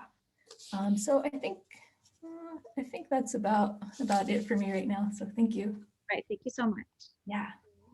Great. We've got another practitioner that wants to share, but before we do that, we're getting up towards our ending time. And I know some practitioners needed to leave right at the end. So practitioners that need to leave right at the end, please, if you could jump in and share your name, your modalities again, and how people reach you so that it's available in the recording. And then also, I just put the information in the chat again, too, if anyone else needs to leave. And there's also we do a drawing for a free 30-minute session. If any of the people that are attending want to leave, you might want to fill that out before you go. So practitioners that need to leave will jump in. If we have enough practitioners that can stay, we'll keep going with the rest of the questions. So yeah, Carolyn, go ahead and jump in, and then Pam will get to you in a few minutes. Yes, so I'm Carolyn Osborne, energy intuitive of Chiron Energy Medicine, and I work with people and I work with animals. My website is Chiron, CHIRON, energymedicine.com. I can be reached there. My phone number is 818-776-8432. And I would love to talk with you. I do medical intuitive works. I do energy medicine balancing. I do animal communication. And again, I work with people and I work with animals. So thank you very much. Thanks so much, Carolyn. It's been lovely having you here. I know you might hang out with us for a few more minutes. Any other practitioners need to leave really promptly? I want you to be able to jump in and share your contact info. Yes, this is Justin Elledge, the human MRI. Again, my area of expertise, also have been a nurse now for 29 years, also medical intuitive, also esoteric healer, and so much more. It's just an honor to be here as well, Laureli. And so that in my work in my field, and again, my website is thehumanmri.com. If anyone wants to reach out and make a phone call, of course, the number directly is 3667. That's 888-7674-3667. And as I was saying earlier to one and all that would like a copy of the Chakra Fire Meditation, I've already sent it to our practitioner group tonight. Feel free to contact me directly, and I'll be happy to help you on your journey to a new life. Great. Thank you so much, Justin. Carolyn and Justin, it's been lovely having you here. Stay as long as you can. And I know you need to leave soon. Any other practitioners need to leave right now? Just want to give you a chance before you go. Okay, great. All right, let's go back. We've got Pam and Donna both answering Amira's question.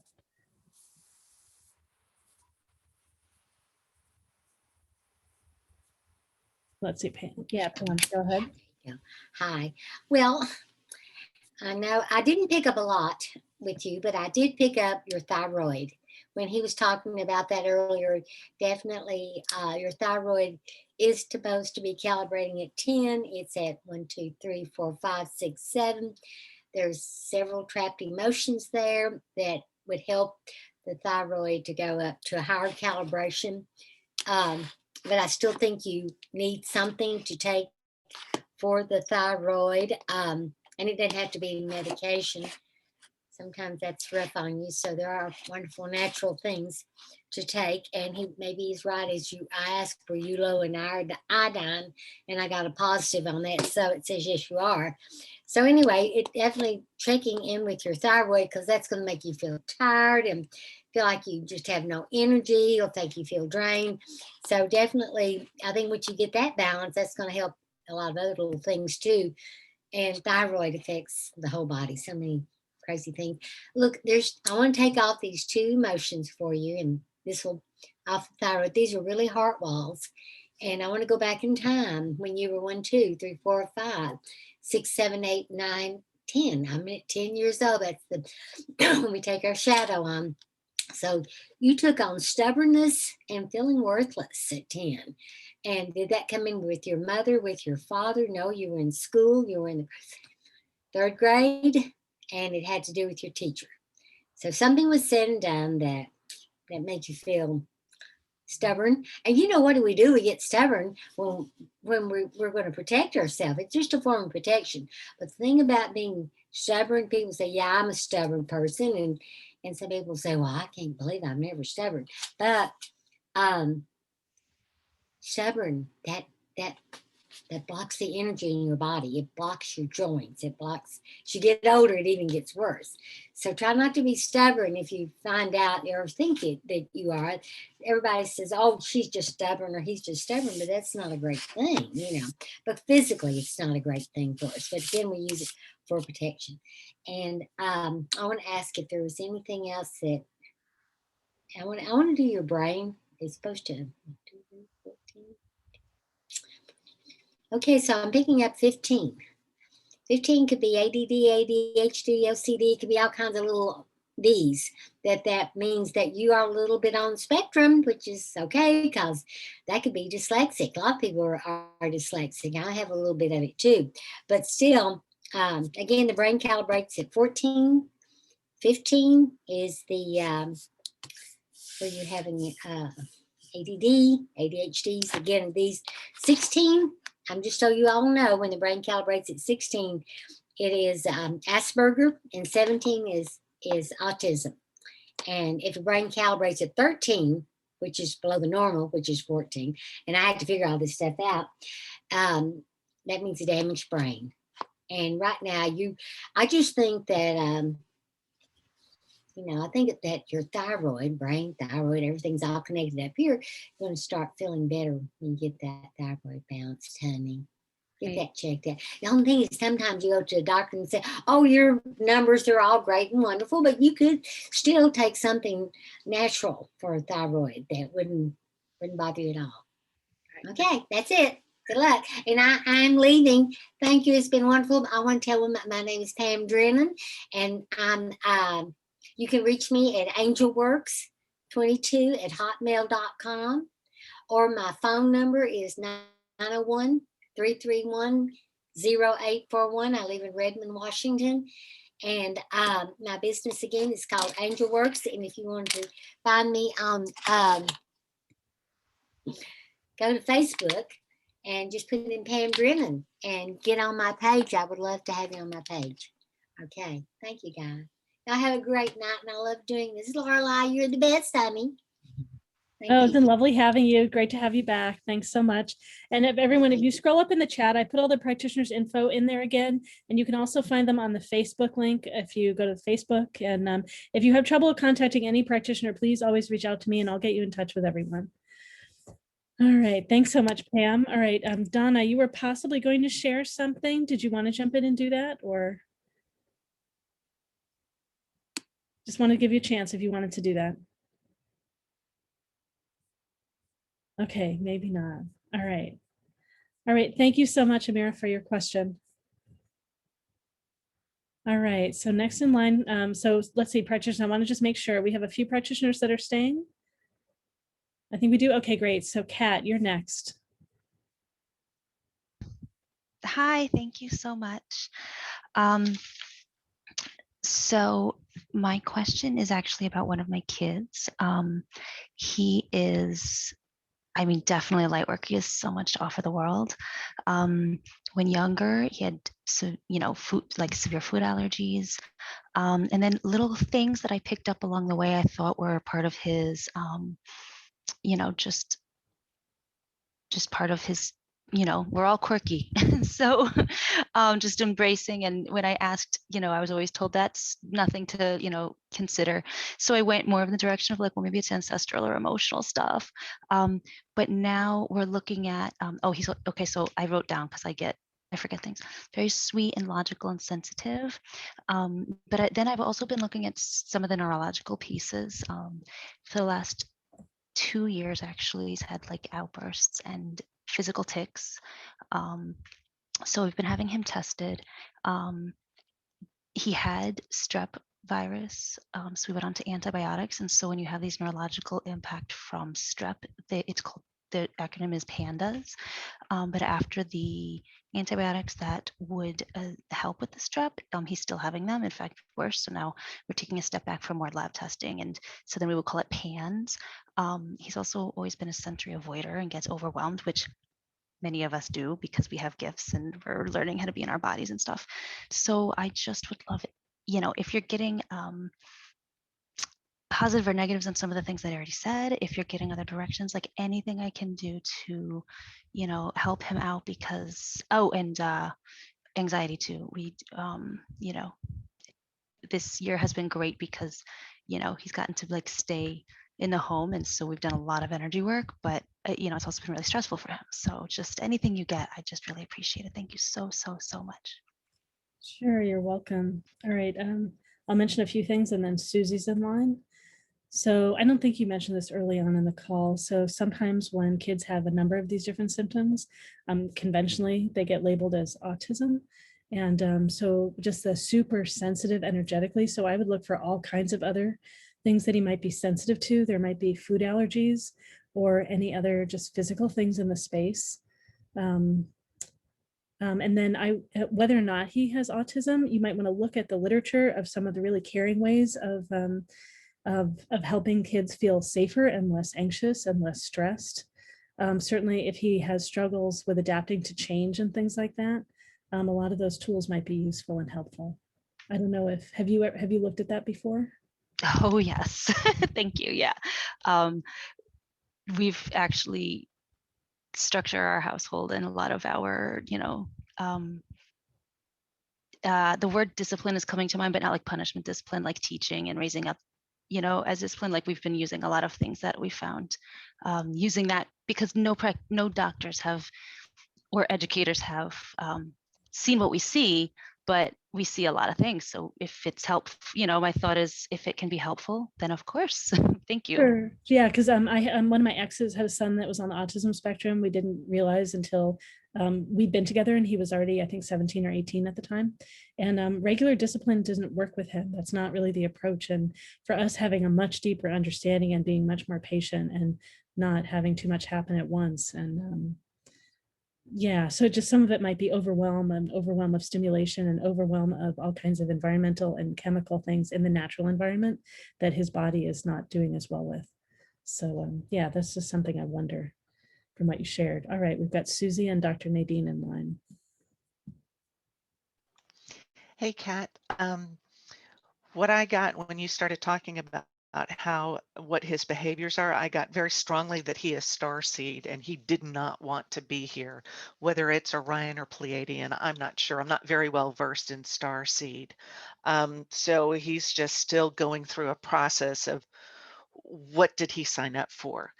As far as calming, I can suggest that you use Rescue Remedy on him. It's a vibrational flower essence, and it works just at that level. It's a combination of 5 different flowers, and there's not only Bach flower essences, but there's also, I think, an Australian one, and I know the Flower Essence Society. So there's this great spectrum of tinctures and extracts that work on the vibrational level. You might want to play with that to help them.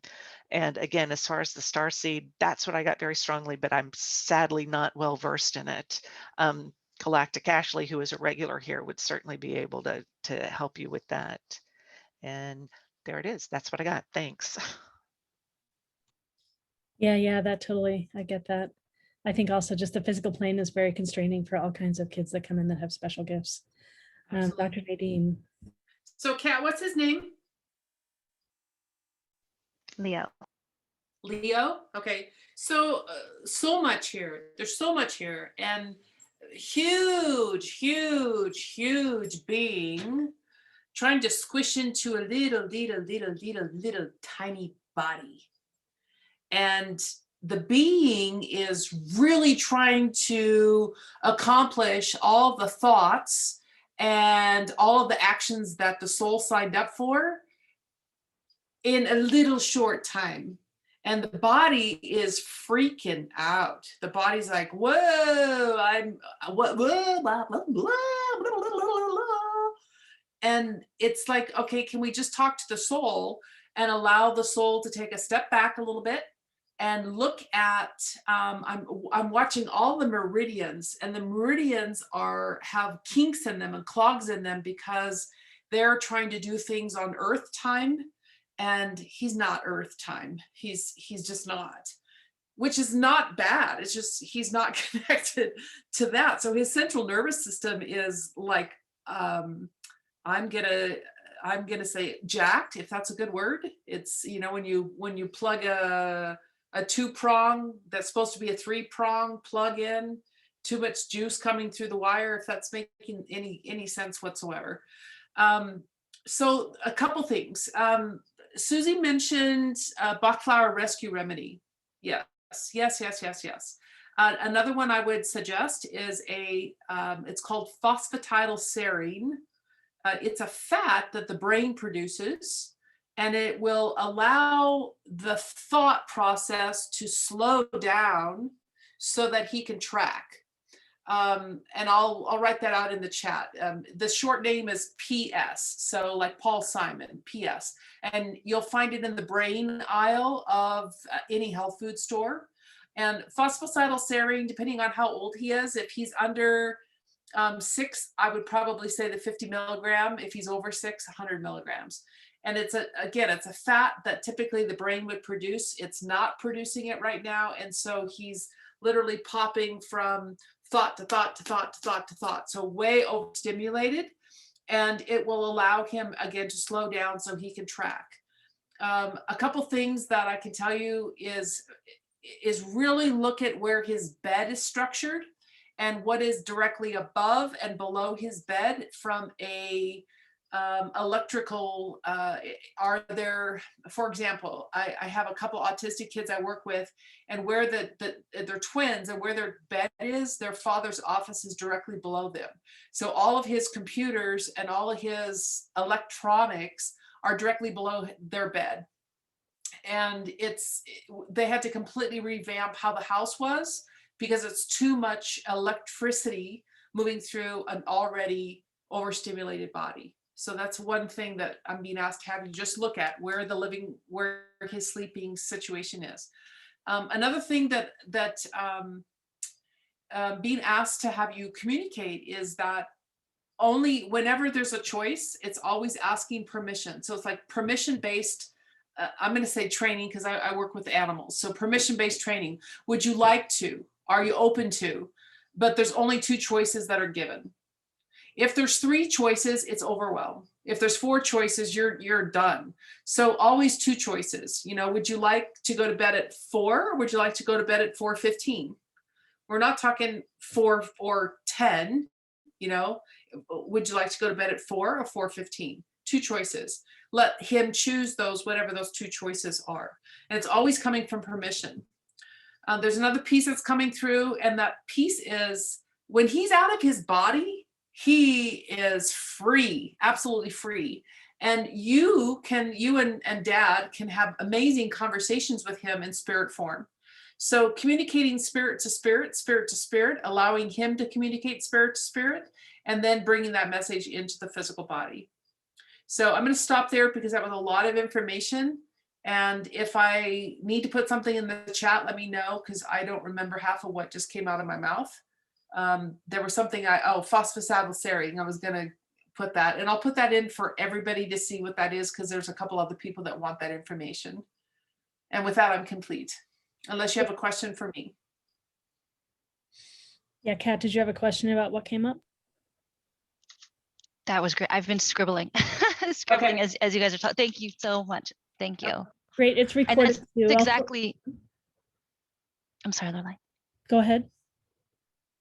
Oh, I was going to say that's exactly how I describe our souls jamming up into these little bodies of ours. That's like that's like exactly the wording that I use with my kids. Huge. Trying to climb into a little tiny skin sack is what they say. It's a little tiny skin sack, and the skin sack is not pliable. You know, if you were if you ever made sausage, you have this gut lining and you stuff everything in the gut lining and it pooches out everywhere. And, you know, we're trying to do that as a being. And, you know, if you push too much, it explodes. And so, you know, how many people on this call can say, you remember having a really plan, and by God, you didn't accomplish it by the time you were 3 months old. So, you know, now you're in your 30s, your 40s, your 50s, and you're looking back at what you thought you were supposed to accomplish in your first 3 months of life. I'm like, it doesn't happen that way. So we wake up and then we go back and go, oh yeah, that was my contract. So these young kids coming in, they are fully aware, they are fully enlightened, like that they are walking in their light body. They're walking in their light body. And this is, I'm a naturopath, and I will tell you, there's not a drug out there right now that will touch anything these new kids are coming in with. It's not geared for them. It's not even in their own lineup. And so if you put a chemical in their body, they're going to reject it. They're going to freak out about it. And so, you know, Susy mentioned bring in holistic stuff, bring in herbs, bring in plants, bring in flower essences, bring in color essences. anything that's in alignment with where they are. Sound, that came through for somebody earlier. Toning, just toning.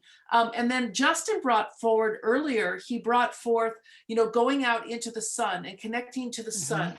El Moria is, he connects to the sun.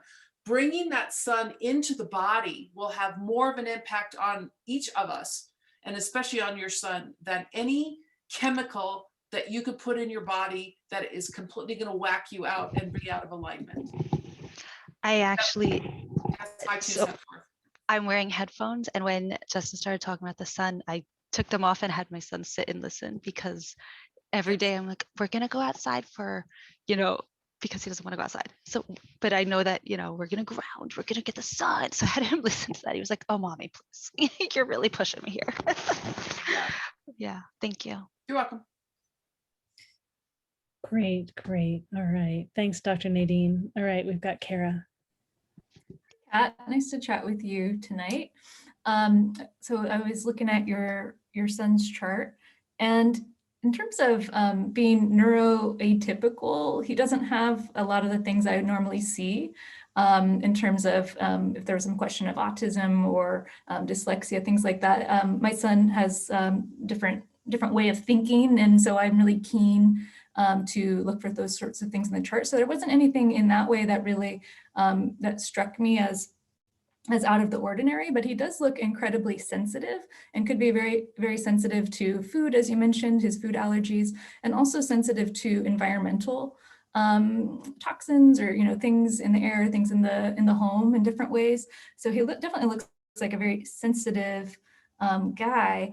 And I'm kind of curious actually about his, if you don't mind coming off of mute, about his birth experience. Was it a challenging birth for you and him? Oh my gosh, Cara, I typed a whole long thing and then I somehow deleted it to you about, it was, I mean,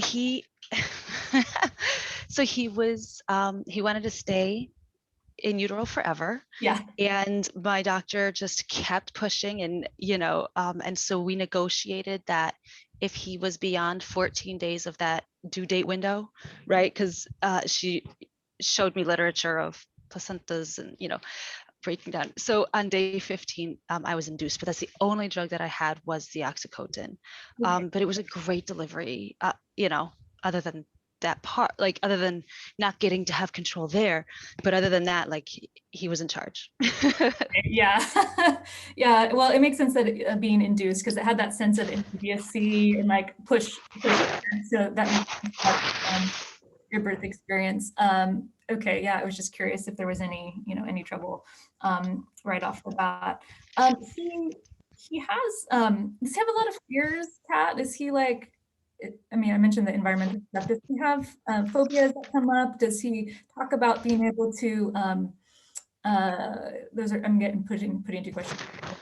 Does he have a lot of fears that come up, and or does he tell you that he can hear spirit or be able to see other types of things that is normal people, unlike all of us?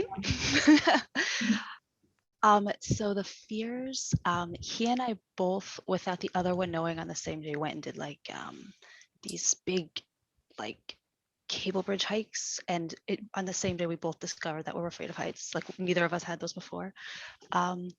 So that, or like he's really aware of how others in our community are or are not following social distancing and mask wearing. Yeah, like, so yes, he like, even the 4th of July, like we had to just have a talk about, we can't, be so upset at other people celebrating with their family, like we can't judge other people's way of living, right? Yeah. Because he was really upset. And in terms of speaking to spirit, I knew he was hanging out with my grandma when he was a little one, because he would use her expressions and stuff, but he hasn't shared that with me. But some of the things he does, like we've meditated together since the beginning. And he has gone out and he reads his own Bible. Like I found out that he does very, very daily routine with Bible and praying that isn't actually something that we've like structured. He does that on his own. And so there are things like that. And I think like he went out and told me later. He like referenced the major arcana. I was like, oh, you know about tarot? He's like, yeah, Oh, wow. I borrowed a book. I was like, that's awesome because I have a bookshelf full. But he went and got his own. He's a super special guy. Yeah, well, when you look at, his chart, I mean, he kind of came in with the soul of a warrior learning to be a priest.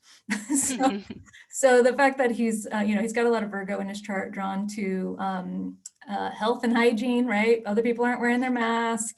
May have some perfectionistic tendencies that can bring in some more phobias with some of his placements in Virgo. But the soul of the warrior is an important thing to know as a mom, because, the way I see your son's chart, he's a kid that needs to be able to push against something. Like he's got to feel like there's some pressure, or he may kind of come in to situations of feeling like he has to put up his fists in some way to be able to like move. And so it's a way he's going to need to move through the world, to like feel things up against him in some way.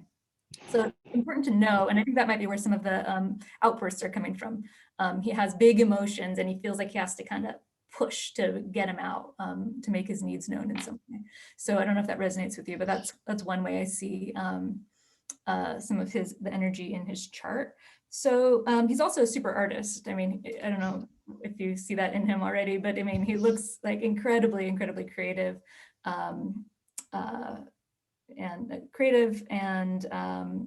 And certainly spiritually connected. So he's a really cool little being that you get to parent. Really, really wonderful. But in terms of, it kind of sounded like too, just a little aside, it sounded like you thought there might be something with the strep and the antibiotics and something that being a trigger for something. I think that there's something there. There might be something there that's worth digging into and exploring a little bit more. But I also, I don't necessarily, have the medical expertise to be able to go with you, but I do think that there may be something, a viral thing that could kind of trigger some stuff, some health stuff for him. But in general, I mean, I would say more potential for OCD type of tendencies than other types of neurological things, at least how I see his chart. Thank you. One thing that you can probably help him use his OCD4 that'll help you with all this is if he can, not to make him paranoid, but if he can get really aware of his physical condition and any health stuff, he can help alert you so that you can use herbal stuff with him ahead of time so that you're not likely to need to use things like antibiotics. So like turmeric salt makes a great gargle, or there are lots of herbs for different things. So the more that he can help you with that, you can help him avoid having some of the conventional chemicals. Oh, thank you. That's great. And if I could say one more thing too, structure. This is a kid that looks like he needs structure. He's a creative soul, so he might not want it, but we all kids need it, right? I'm a parent too.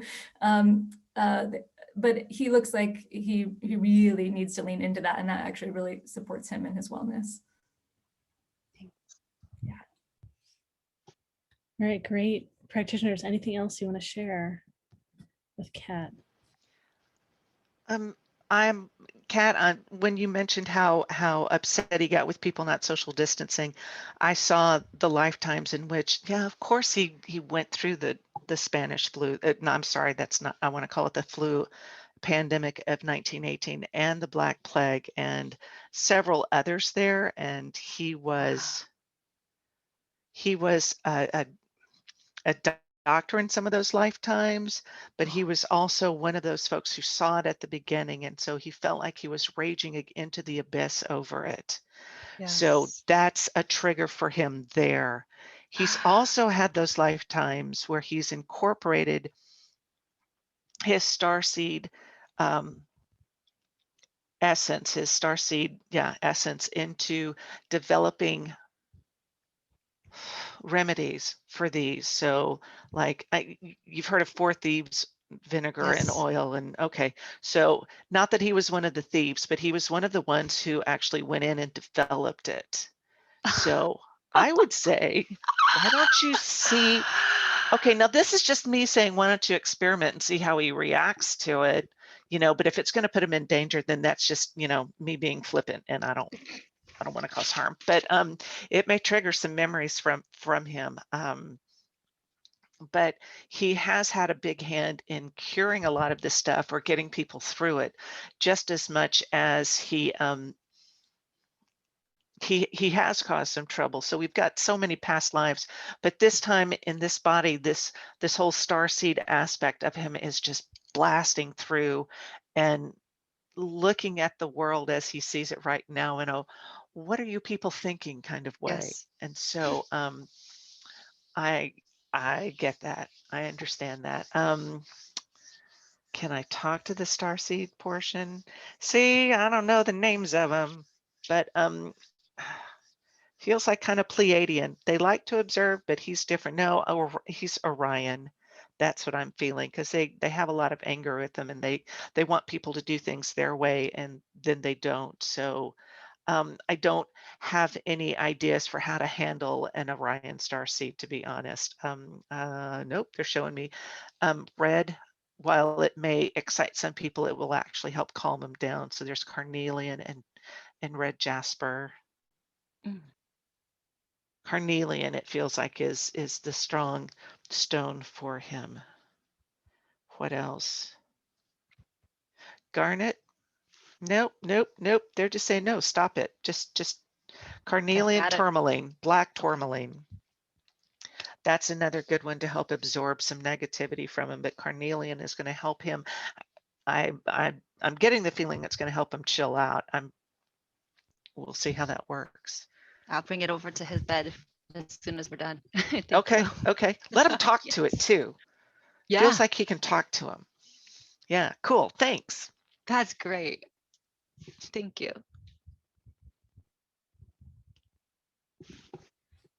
All right, great. Thanks for such a great question and great answers, everyone. Thank you so much. You are very welcome. I want to mention we had one more practitioner that had to take off. Let me share. It was Donna Sauer. She does animal energy healing, communication, and divine purpose of animals. And she does so animal intuition, medical intuition. And she does a little bit with people too, as you could see. And then let's see. So the next in line, oh, I didn't share all her contact info. Let me go back. So it's Dr. Donna ac.com. So DRDONNAAC.com. She's at Dr. period. So DR period DLSAUER@gmail.com. And her number is 360-978-5130. And she's got a special. It's $40 per reading of an animal if you reach out to her from being on this event. All right, great. So next in line, we've got, and I'm not sure how to pronounce your name. It's Jessa or Jisa or some other pronunciation. You are next. Are you still here? You are. I ask you to unmute. Okay, hi. This is my first time. Sorry, I don't know how to work all the Zoom things. Yeah, it's okay. Let me offer. I'm gonna give you and ask you to start your video if you want to. Okay. Oh, I put a picture. That's my cat. I was wanting some information on like the health of my cat. She's been with me probably more than 10 years, and I feel like she is my familiar because she takes on. I was paralyzed when I was 16 in a car wreck, so I have a lot of health complications with that. Rheumatoid arthritis has come on. I have a lot of kidney issues. I lost a kidney, and at the same time that I was going in for surgery to have the kidney removed, Mercedes, my cat, was starting to get sick at home, and we took her to the vet, and she was diagnosed with kidney disease. But when I came home from the hospital, she was fine. Again, she hasn't had any problems with her kidney since then, and that was in 2017. And I just feel like she also has been diagnosed with arthritis right after I got diagnosed with the rheumatoid and psoriatic arthritis. And like my hips, my lower back are a huge problem for me, and that's where she has the arthritis also. So like I'm wondering, like I don't want her to hurt for me. But so I'm wondering like how I can protect her better.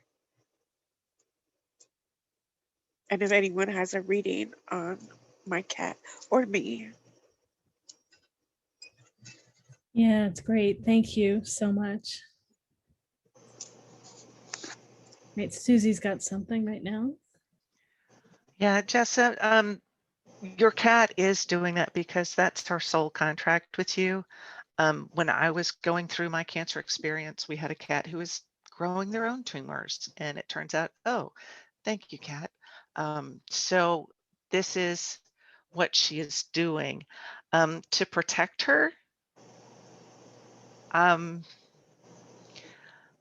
It helps first to release the guilt surrounding it. Arthritis is an inflammation, and I would say there's guilt around there. You feel like you're causing trouble for her, but she is being of service for you.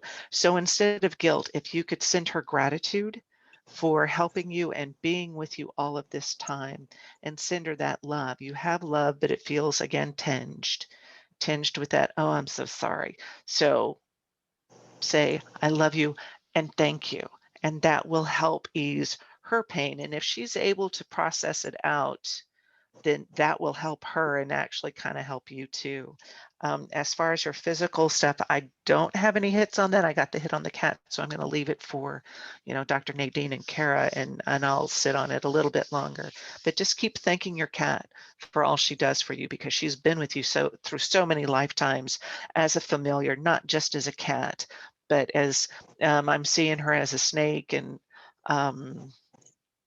she's been a goat too.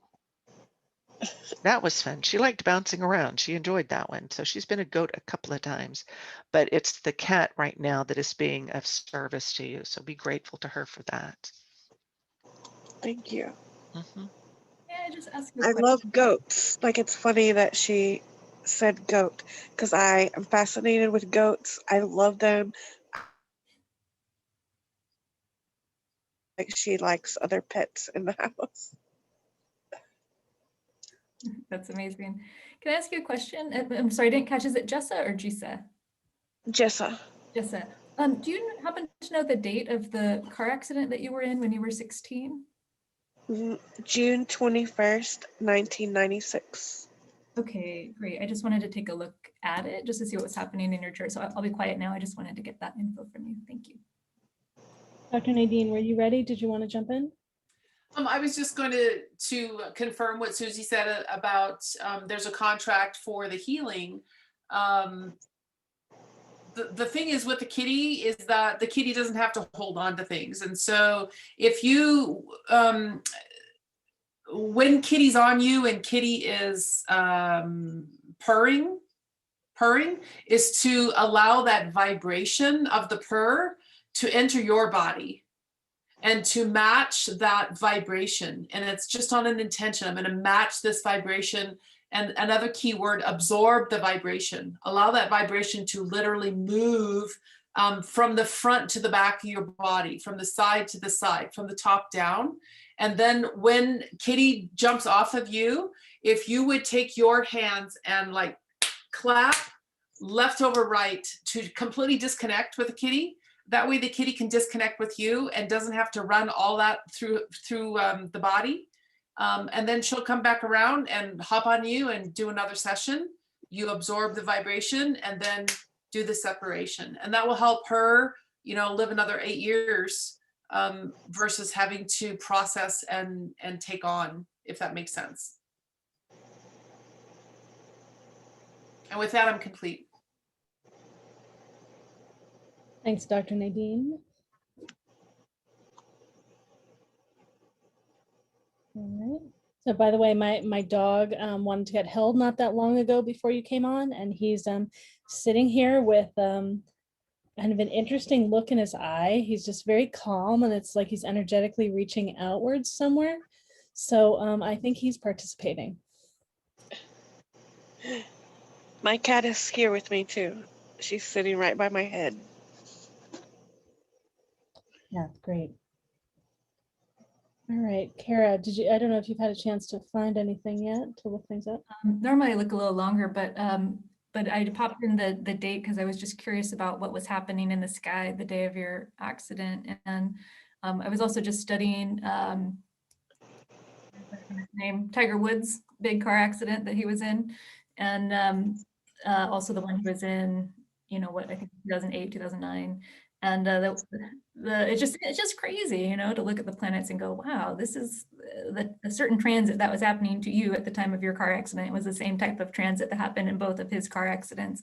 Yeah, it's just, I don't know, it's just wild to be able to understand and see some of that type of stuff. I think more, I can do intuitive readings. I typically don't in large group settings like this. That's why I go more toward the astrology, just because there's so much energy in the room. But so I don't, I can't really read your pet's chart and all of that. But when I look at your chart, I mean, I just see someone who is so incredibly strong, and I just wanted to share that with you. I mean, it's you look like such an incredible presence for someone who can energy or interference on the line there, but someone who just has been through it all and yet emerges victorious.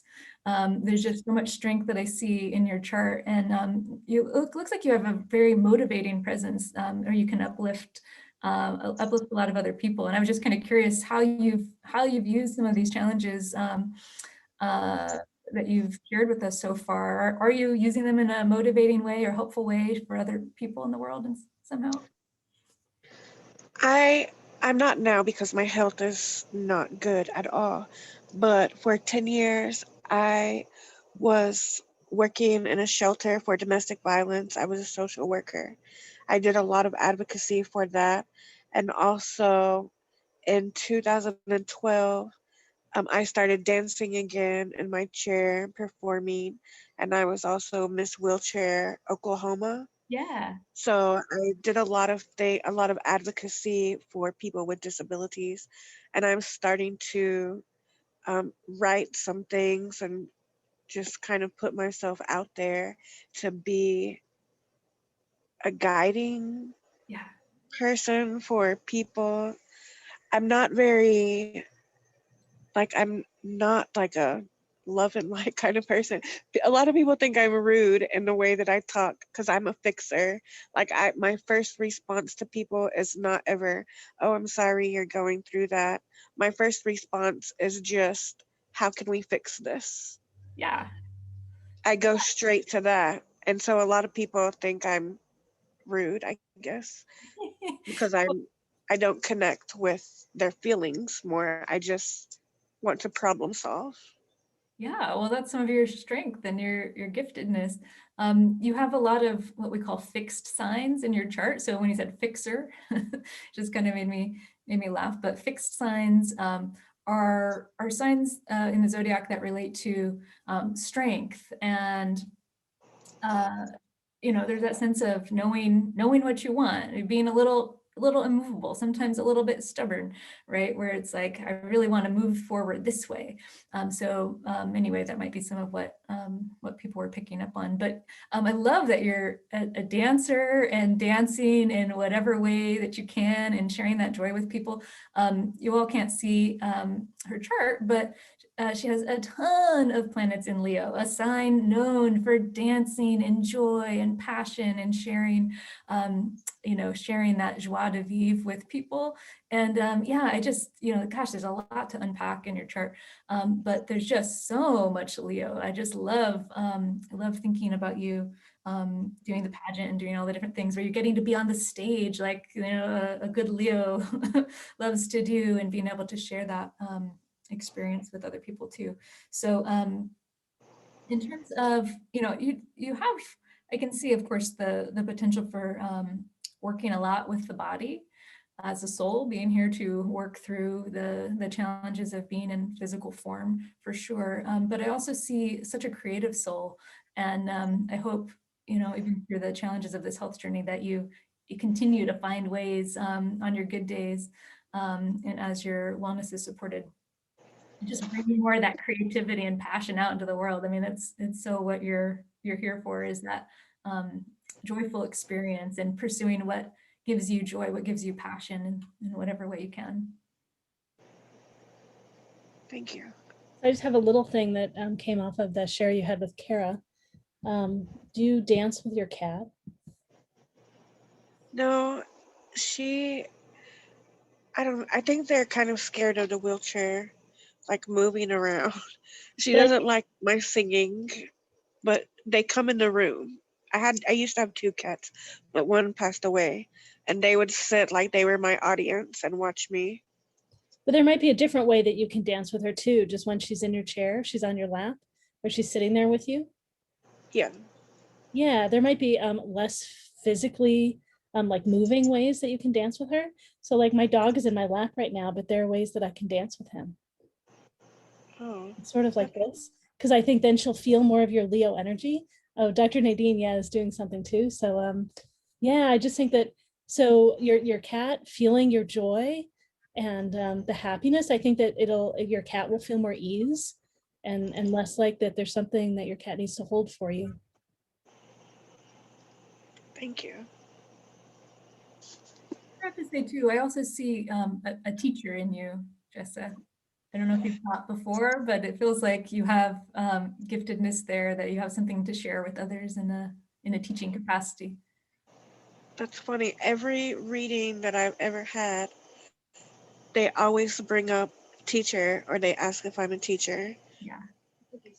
And I'm not. I mean, I'm a social worker at heart. So I mean, I guess kind of there's teaching involved with like sharing information with people, getting information out to people. Yeah. But they always pick up every reading I've ever had. They pick up. Well, you have a lot of life ahead of you, and there's there's so many different layers that come out at different ages, of course, in our experience. So yeah, teaching does take many, many forms. It doesn't mean you have to be in front of a classroom, but it does look like you have that giftedness to be able to share information, share wisdom with people. It could be in the form of a book. It could be in the form of women's groups, right? It could be so many different ways. But yeah, just continue to lean into that. I mean, if you keep getting that message from every single person you've ever worked with, then I do think that there's something there for you, and it may just be timing. It may not be fully blossomed yet, but it's a little seed getting ready. And it sounds like every conversation you have, there are ways that you're sharing wisdom. Even if it doesn't seem like it is explicitly, it sounds like you are. That's interesting. Yeah. Great. All right. Anyone else have anything else to share? Jessa? Yeah, and Jessa, you mentioned that you're here for the first time. Thank you so much for joining us and for leaping in and asking a question and for staying so long. Thank you. I've been able to learn a lot. I think a lot of the questions that were asked and a lot of the information that was given has really like resonated with me. Like I felt like they were talking to me. Yeah. Anissa, I'm just gonna call on you if you want. You had mentioned that there was something similar that you were gonna ask. Did you want to just jump in and share your voice at all about anything so Jessa can connect with you a little? I didn't have too much more to say other than that. Thank you so much for asking that question, because it was a similar question I had regards to my physical health challenges and then some mental stuff coming in. My cat experienced a very traumatic health setback a few weeks ago, and I've been more worried about him too. So thank you so much for asking, because now I have some different things to think about, and the healing purrs and making sure to separate and whatnot. So thank you very much. Yeah, so and Jessa, just by asking your question, that's another way that you're a teacher, right? Because you help bring out all this other wisdom for everyone, right? And sharing about what you're doing too, and all the ways it might impact others that they're learning from your experience. Thank you. Susie, go ahead. Yeah, It's in sharing the experience that people learn. They learn how you do it, they learn other resources. And then if you've got that social worker mentality, that's certainly at a place where you you have guides who are encouraging you to continue with the helping.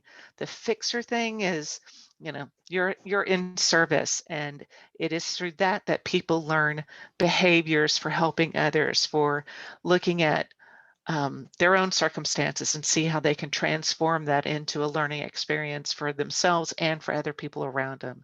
So you are doing an incredible service for us as far as raising the vibration of those around you, yourself, and for everything around you. So I am grateful to you for sharing your question and letting us talk to you. Thanks. Thank you. Yeah, you're welcome. All right, great. Let's see. I know. So maybe. I have to. Yeah. I have to leave. So I just wanted to say thank you, everyone, for bringing you to the call, bringing your questions to the call. There was much that was shared that has been mentioned is for more than just the one who asked the questions. So thank you for allowing me to be part of this. My name is Dr. Nadine. And if you would like to reach out for more information, I know Laureli will put my information in the chat. And go ahead and say it all on the recording. So it's on the recording for anyone that comes to The listen. fastest way to reach me is via email, and it's drnadine111@gmail.com. And my website is called Magnificence Mind. It's where you step into your magnificence, magnificencemind.com. And I am a master healer for animals and humans. And it's people say, well, what's your school? What's your toolbox? And there's so many tools, and the tool that might be for a person on Monday is not the same tool that will be used on Tuesday. And each person brings their own complexities. And so my team always says, we meet you where you are and take you where the soul wants to go. So it's always a unique experience for whoever is participating. But thank you for having me. And I look forward to participating in the next panel that you feel is appropriate. It's been lovely having you here, and there's clearly a need for medical intuition and these kinds of things, and I'd love to have you back. It'll be great. Yeah. Thank you so much for all your contributions. All right. Bye-bye. All right, we've got one more question. Laureli, I do also have to take off. I'm sorry. If, Go ahead, share your info. Yeah, so we might give a refund to the last person. Go ahead, share about. Okay. Thanks everyone. So just give a little blurb. I'm Cara James. I'm an astrologer in Portland.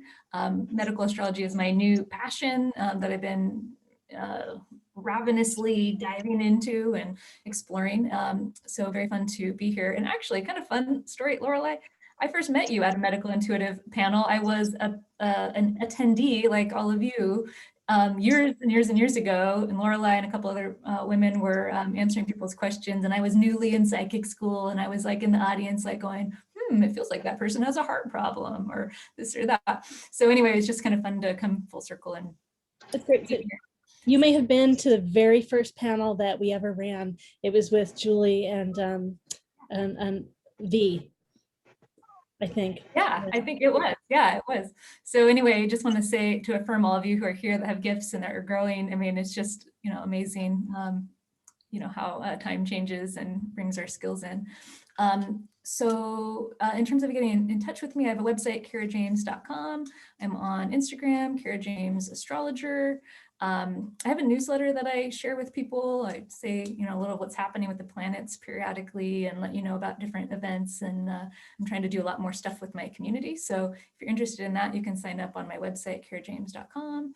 And yeah, let's see. Oh, I'm offering a special $40 off a 2-hour medical astrology reading. I do a deep dive. I assess your chart for an hour or two before you come in. I talk to you for 2 hours and I do some follow-up. So it's a lot of deep diving into your chart and explore physical, emotional, mental, all the different things.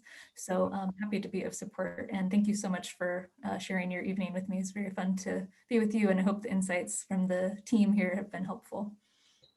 Yeah, no, thank you so much. So Susie, why don't you go ahead and share, and we're going to finish up right now. And then so Sky, I will, you're still here. I will refund you. Sorry. It's okay. Susie, go ahead. Thank you, Sky, for understanding. I just didn't feel up to the task when we had so many great people there. So you will be better served another time. My name is Susie Parker. My name is Susie Parker Goins. I'm Blue Lightning Healing. I'm a channel, so I embody spirit or guides or source for you in whatever aspect is most accessible to you. So you can talk to them, get perspectives, ask questions. I don't know, tell jokes, do what you want to, and really connect with them so you can develop your own relationship with your guides. I'm also an energy healer, so I can scan the body to identify blockages you may have, whether it's emotional, past life. Oh yeah, that's something else I do is look at past lives. I can show you how to identify them, quick and easy ways to figure out what's going on, because those patterns can come through and either attach in your body or in your behavioral patterns. I have a podcast called Blue Lightning Healing Meditations. It's on Spotify and Anchor. Anchor.fm is a real good jumping off point for where you can find them. I'm kind of on hiatus from that, but there's still like 92, 94 episodes there with a topic on Thursday and a meditation on Mondays. You can find me on Facebook at Blue Lightning Healing. You can find me on the web at bluelightninghealing.com. The best way to get a hold of me is my email at susypgoins@gmail.com or Susy, S-U-S-Y, at bluelightninghealing.com. And I do have an event special, $60 for 30 minutes, $100 for an hour, if you can schedule during the next week. And I am so excited to be a part of such awesome healers, and to be able to ask a question. I was like, I don't know if I could handle it, but this was so great. And I thank you all. Many blessings, and we'll see you next time. Great. Thanks so much, Susie. All right. And I'm Laureli Shimayo. I'm an intuitive eye reader and a body psychology coach. You can find out more about me online at laurelishimayo.com. That's LAURELISHIMAYO.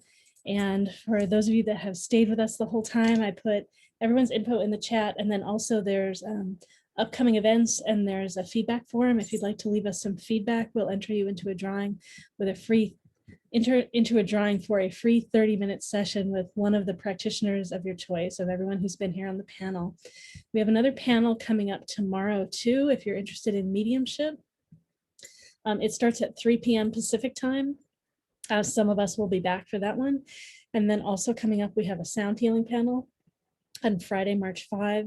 We have a fair with about 16 practitioners on Saturday, March 13.